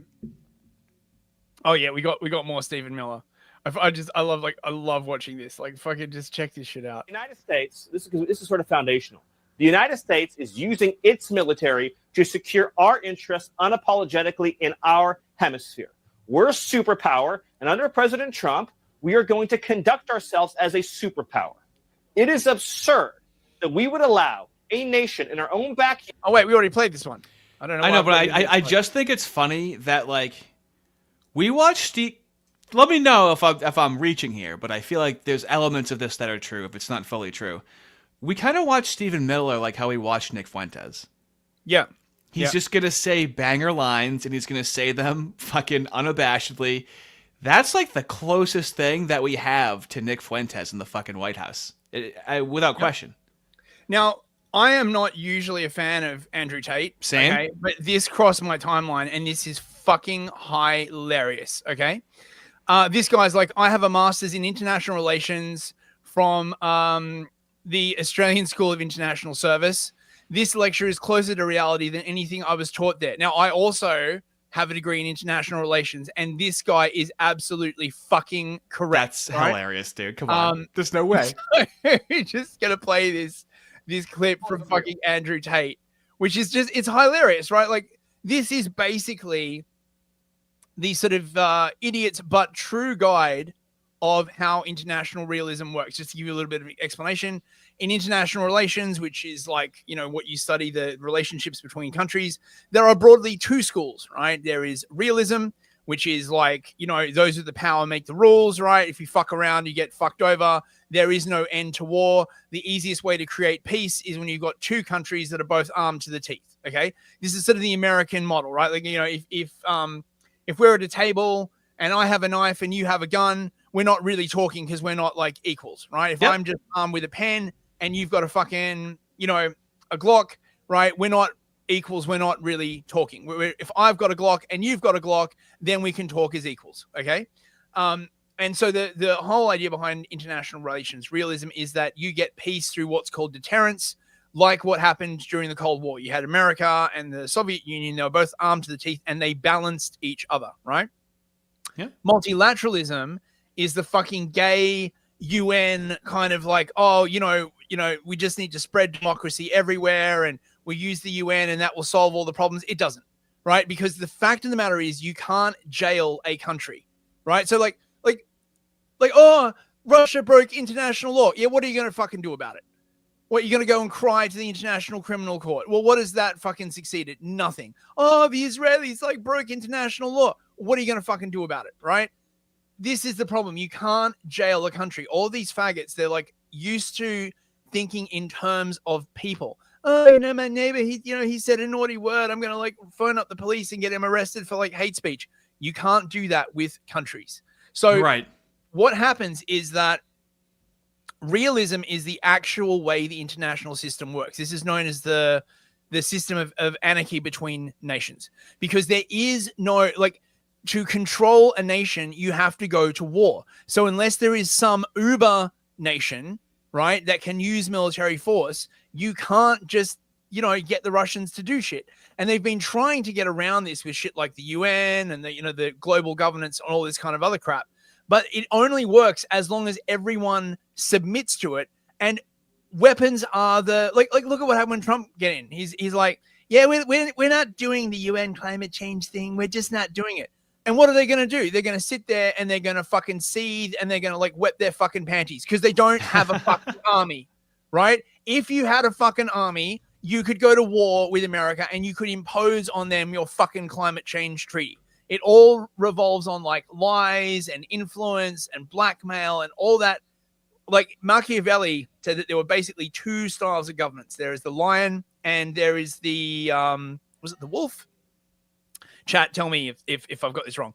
The lion rules boldly with strength and force, right? So Trump is like a lion. He's like, we want this country, we're going to take it, fuck you, right? The wolf, right, lies and, sorry, the fox, thank you, Wyatt's Torch. It's not the wolf, it's the fox. It's the lion and the fox, right?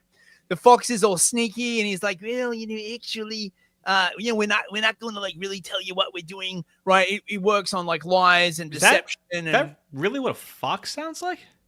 Yeah. In my head canon, that's what it sounds like. Yeah, sounds like something else familiar, but okay, it's a fox. Go ahead. And there are limitations to both styles of governance, but if one goes too far, you inevitably get the emergence of the other. And the whole international system has basically been ruled by foxes for ages. No one says what the real goal is, right? Definitely foxes that sound like that, 100%.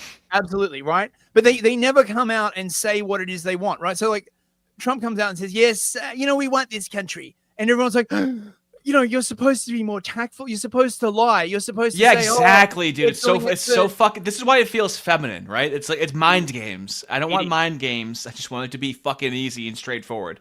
Yep, it's exactly. It's feminine. It's mind games. That you never boldly state what it is that you want, and it drives people insane. In my opinion, that's one of the reasons why many people in the West are like fucking losing their shit, because the foxes are ruling government, and no one knows who's actually in control. No one knows what the government Look at the fucking fraud. And then even when the fraud comes out, they act like they can't even get their story straight, and they're like, "Oh god, we just never." It's not that they never even thought they would get caught. They're like, "Oh, it happened." So I guess some people are going to go to prison. I guess maybe a little bit, but most would be let go. And so let Andrew Tate. You want me to listen to this guy, all right? Yeah. And he's going to be correct, is what you're telling me. Honestly, this is fucking hilarious, right? I did a whole degree, right? And this guy basically explains it in fucking 3.5 minutes. That's hilarious. Fucking hilarious. International law isn't real. So tier 1 countries can defend themselves. These are the only real countries. And these real countries that exist on the planet are as follows: USA, Russia,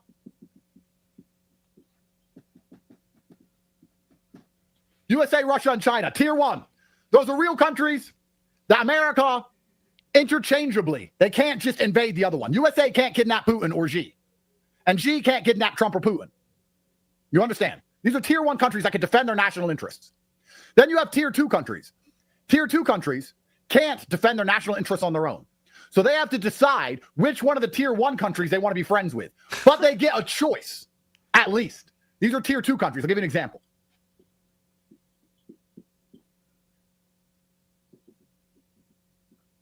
Tier 2, for example, Saudi. Saudi can sit and say, we want to be friends with the Russians. We want to be friends with the Chinese. We want to be friends with the Americans. We decide who we work with. We decide who we're friends with.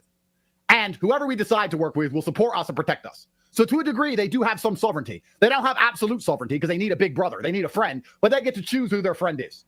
So there's a few tier 2 countries. But the majority of the countries on Earth are tier 3, otherwise known as shitholes. And shitholes don't get a fucking choice in anything. Tier 3. And let me think of an example off the top of my head of a tier 3 nation that don't get a fucking choice in anything. Let me think. I don't know. Venezuela. You almost cracked up when he said I can't even spell Venezuela. That's how much of a fucking dump it is. Nobody gives a fuck. They thought they were tier 2 because they were begging China and Russia for help. Turns out they're tier 3 because their president got fucking kidnapped by Delta Force. I'm in Romania now. Guess what? Romania is a fucking tier 3 dump. They tried to have an election and it got overthrown and changed and went back to what they overthrew the election last fucking 6 months ago and said, no, we want another person in charge. Why? Because the other person's part of the EU and the EU is part of the big conglomerate that belongs to America. Europe's not sovereign. Europe's not independent. Europe is America's bitch. Europe is America's hoe. So you don't get to decide in Romania who the boss is, and you don't get to make decisions that are good for Romania. In Romania, you get to make decisions that are good for America because you belong to America. Now, they voted in someone who didn't want to belong to America anymore. They want to belong to Russia. Well, tough. They're not tier 2. If they were tier 2, they could have decided, but they're tier 3, so they don't get a fucking choice. So the election was overthrown. This could be a political speech in a movie. I know, right? It's fucking so surreal. It's like so direct. Command and Conquer. You ever play Command and Conquer? No. Oh, mate, Command and Conquer was this really, really cool game back in the before 4 times, and they had all these cool video cutscenes, and this just looks straight out of Command and Conquer. Real. It's all made up. What matters is force. These are the 3 types of countries. So when you look at a world map, you need to understand that most countries are tier 3. Very few are tier 2. And only 3 are tier 1. Most countries are tier 3 shitholes. And they don't get a choice in anything. They don't get a choice in geopolitics. You can't even decide where you get to fish. So, yeah, I mean, that's basically it, right? Force. Everyone can understand what he's saying, and they just don't like the truth of it, is the only argument against it. Yeah, that's right. And this is the same thing, right? Like this is fucking. So everyone's talking about Greenland now, right? Here's Steve Miller once again, just coming out and being based and being like, yeah, maybe we'll take Greenland, right? The Nick Fuentes of the White House. The reason why Greenland is important, by the way, in case anyone doesn't know, is that is this thing called the Northwest Passage. Okay. There is another way to like trade around the world that doesn't involve going through the fucking Suez Canal and like Africa and the Middle East and the Mediterranean and all this fucking like bullshit that's been like this way for hundreds of years. That thing is the Northwest Passage, right? Where you basically just circle around the Arctic at the north, right? Now, usually the big problem is that it's full of ice, but you can make icebreakers. The Russians have like fucking 50 of them. If America started working with Russia, America could build them as well. And then you could like just trade shit between Russia, America, and Europe, right? Without going through the Suez Canal, without going anywhere near the Mediterranean, without going anywhere near Africa or the Middle East or any of this bullshit, and just bypass all of that shit, right? And this is very, very important. And I highly suspect that the people that are running the Suez Canal, that have like all this influence in the Mediterranean, they don't want this at all. But Greenland is the key to doing that. Important topic. The premier of Greenland and the premier of Denmark and other Danish officials are responding to a Twitter post from your wife, Katie Miller, herself a former Trump White House official, showing Greenland covered with an American flag, saying soon. After that was posted, President Trump repeated the claim that the U.S. needs Greenland for national security reasons. The Danish prime minister responded to this in an interview earlier today, as reported by Bloomberg, quote, "I believe one should take the American president seriously when he says he wants Greenland, but I will also make it clear that if the U.S. chooses to attack another NATO country militarily, then everything stops, including NATO, and thus the security that has been established since the end of the Second World War." Can you rule out that the U.S. is ever going to try to take Greenland by force? Well, let me go back a step. The president has been clear for months now. So I know you're treating this as breaking news. The president has been clear for months now that the United States should be the nation that has Greenland as part of our overall security apparatus. The United Right, but States, your wife posted that like hours after the Venezuela operation. That's why it's newly relevant. No, and I'll talk with you about it for an hour. I think it's a really important conversation. I just wanted to reset, Jake, by making clear that it has been the formal position of the U.S. government since the beginning of this administration, frankly, going back into the previous Trump administration, that Greenland should be part of the United States. The president has been very clear about that. That is the formal position of the U.S. government. Right, but can you say that military action against Greenland is off the table? It wouldn't be military action against Greenland. The Greenland has a population of 30,000 people, Jake. The real question is, what control over Greenland? What is the basis of their territorial claim? What is their basis of having Greenland as a colony of Denmark? The United States is the power of NATO. For the United States to secure the Arctic region, to protect and defend NATO and NATO interests, obviously Greenland should be part of the United States. And so that's a conversation that we're going to have as a country. That's a process we're going to have as a community of nations. So you can't take it off the table that the U.S. would use military force to seize Greenland. You can't I understand, Jake. I understand you're trying very hard to, which again is your job. I respect it. It's great to get exactly the headline, right? That catchy headline. I'm trying to get an answer that says, "Oh fuck off!" And look at his face. And then you get the answer. Oh fuck you! Oh my god! This is how everyone on the left is, by the way. No matter in what sector of media you are. Oh, this smarmy douchebag. The United States should have Greenland as part of the United States. There's no need to even think or talk about this in the context that you're asking of a military operation. Nobody's going to fight the United States militarily over the future of Greenland. One last question, Stephen. Stephen. One last question. Important topic. Dude, it's White House Fuentes over here. And so like basically, you know, this guy was like, that's not rich. It's imperial logic said out loud. To which I replied, well, would you have preferred it if he had lied the way Blinken would have and said like, oh, we're doing it for democracy and fucking no. And then this fucking chuckle fuck comes back. He's like, what is that logic, dude? Hey, I'm going to steal your car. What the fuck, dude? You can't do that. What would you prefer if I had lied and said I wouldn't take it? No, don't take my fucking car. To which I replied, well, what are you going to do about it? Well, I'm going to stop you. I have the entire US military. What do you have? I've got a bunch of people who whinge about international law. And that's basically it.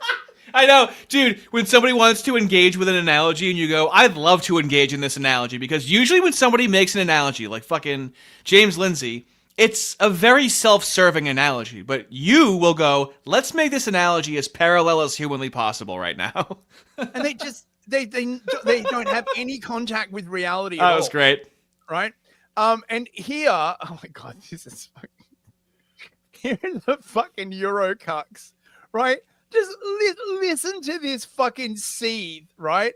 Who the fuck is this? This is Austria's NATO Enlargement Committee chairman.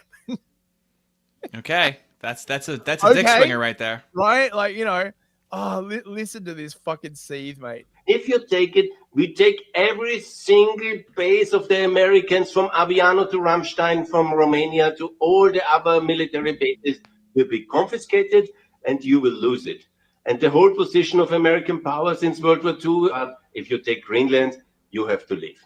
Yeah, you have to leave. The party is over. We have sent you a strongly worded letter. You have to leave now. Didn't NATO essentially have an agreement with Russia that they wouldn't expand to Ukraine? And like, wasn't that like a huge issue in the war? And then now, if we want to fucking go to Greenland, there's some sort of fucking issue with that. Yeah. But a lot of the people behind that were like ex-Russian moos. They have a big grip on the US, UK foreign policy apparatus, and they just fucking hate the Russians with like a flaming fucking passion. So they just right, like, because a lot of them and their like families like left Russia under like Stalin. So they're just, you know, they're just doing that generational revenge thing. It's very simple, Mrs. Miller. This is the leverage we have. You need the spaces for global power protection. You won't have it. And we can defend ourselves very well. No, you fucking can't. What the fuck are you talking about? Oh yeah, dude, if you're so tough, dude, okay? If you're so tough, go ahead and question the Holly right now, dude. If you're so big and bad, dude. If you're so fucking tough. I mean, at the moment, right?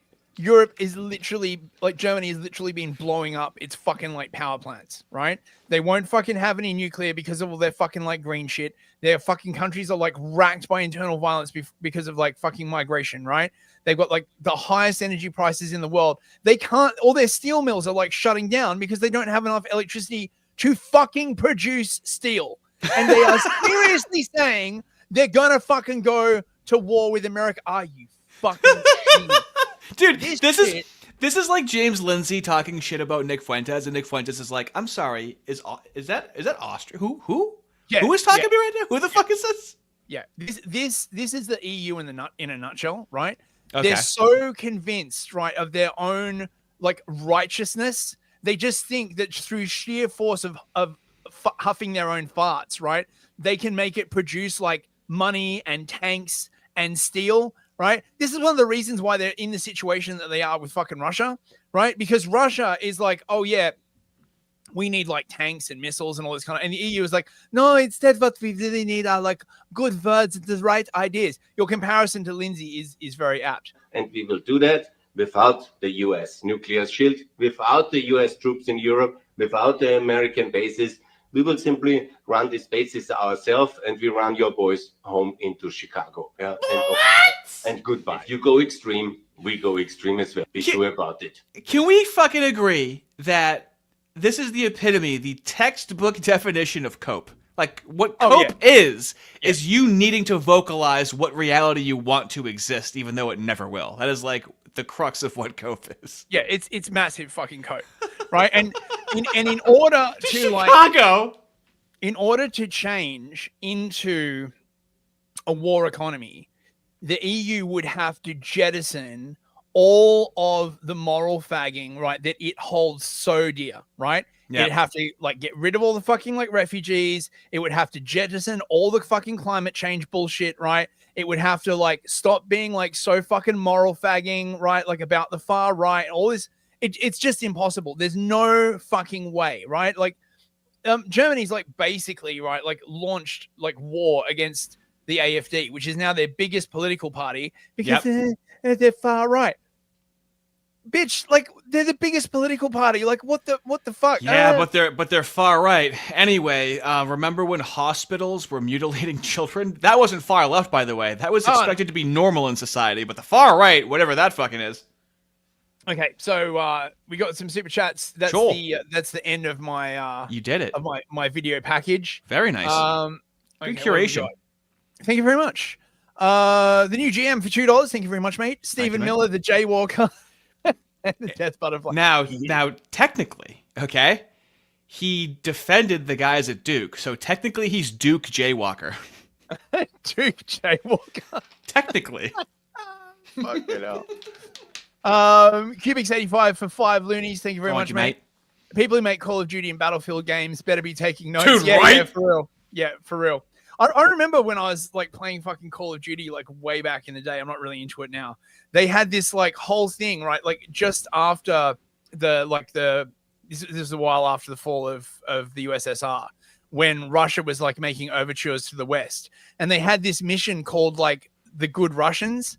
And like you're like, you know, you're some like English special forces guy who talks like Jason Statham because everyone in the British military talks like Jason Statham, right? It just works too well.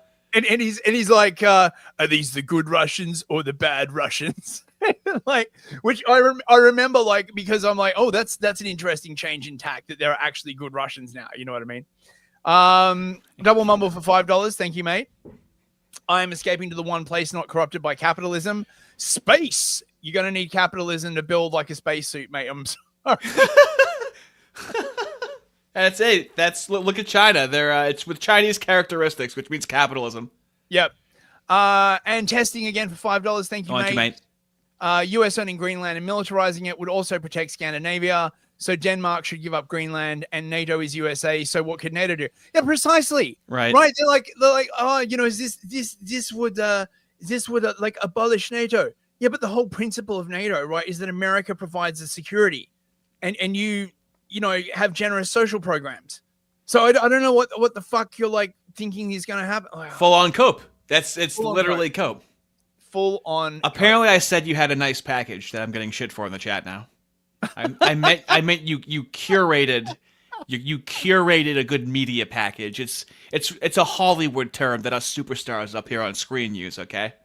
Well, I mean, it's true. I do have a nice package. That's why Amazon tried to employ me. You know. Yeah, and I mean, well, if that was true, why'd you let in 20 films go in the back door? He seemed like you were receiving rather than using. If you know what I'm saying. Hey, man. You know, the package didn't get that way by itself, right? Like a lot of work goes into it. You know. Right. So I think that's it. We did it, mate. We did it, mate. Thank you for everyone who super chatted. That was like great. Check out Fistry if you haven't. Wait, I should probably like send the link into the chat. Hey, this week's episode was about the disputation in Paris. As I said, when the Talmud was put on trial. Really, really interesting story. You should check it out. You should check it out. Let me see. Here we go.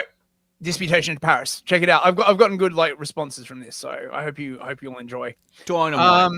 Any last words, Artie? Are you afraid of the angry Germans? They are going to attack America, you know, with strudel and cope. Oh, they might do another. Oh no, they might do another. Not another. Oh my God. Yeah, man. I'm just surprised that everything's going so well on my channel. I'm just waiting for something horrible to happen to me. So that's the whole hell of it working out too well. Yeah, well, don't jinx it, mate. Touch wood. All right. I just banged out a video yesterday, so there's probably something on the horizon. You know. Wait. Yet. And we got another one. Kevin 11, who was in Paris. Well, the Moose were in Paris, basically, right? And they got disputated because back before the internet, when there were like sort of clashes between religion, they get everyone into the town square and have themselves a disputation, basically. Oh wait, we got more super chats coming in. Wait, why can't I see that one on the thing? It's popped up in the YouTube chat, but it hasn't popped up on this StreamYard. one. Yeah, that one. For some reason, I can't see it. Testing for $2. You're all woke, right? Yes, I know. Thank you, testing. I mean, what is that? What does that mean? That means the right people don't like you. You know what? If I was James Lindsay and I had people not liking me, why? I'd be inclined to think I was correct the whole time because people don't like me, and that's literally what the fucking guy thinks. Yeah, because when people don't like you, mate, you're over the target. That's right? what he says. You're not joking. Yeah.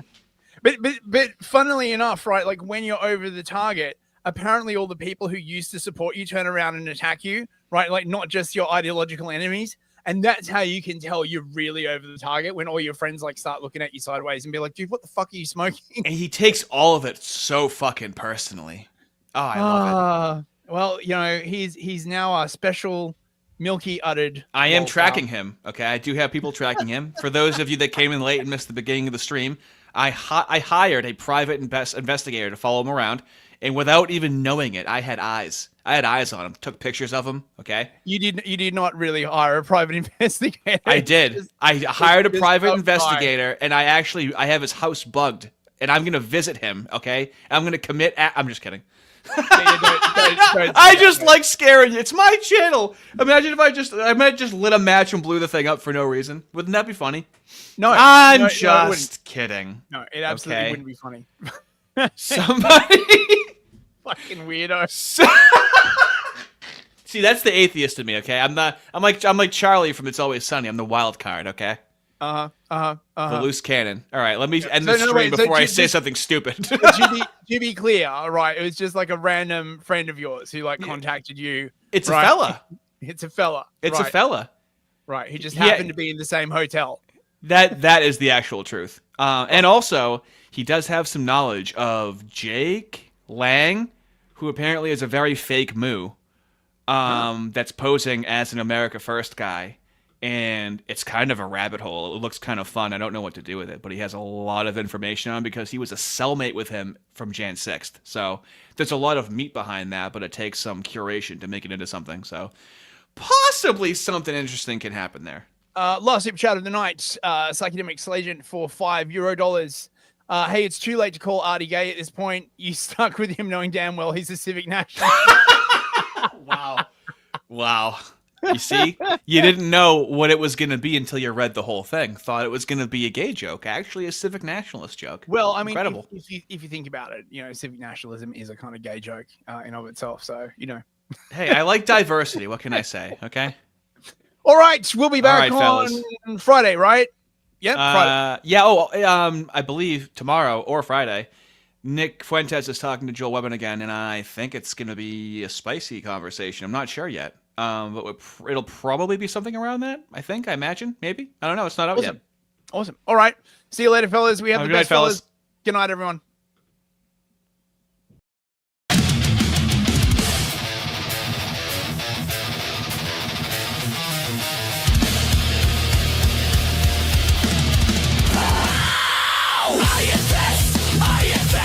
You can be sure that we're both on a list. You can be sure that we make the moves best. Streaming through history, uncovering mysteries as to why the whites are living in misery. We keep the audience salivating as we continue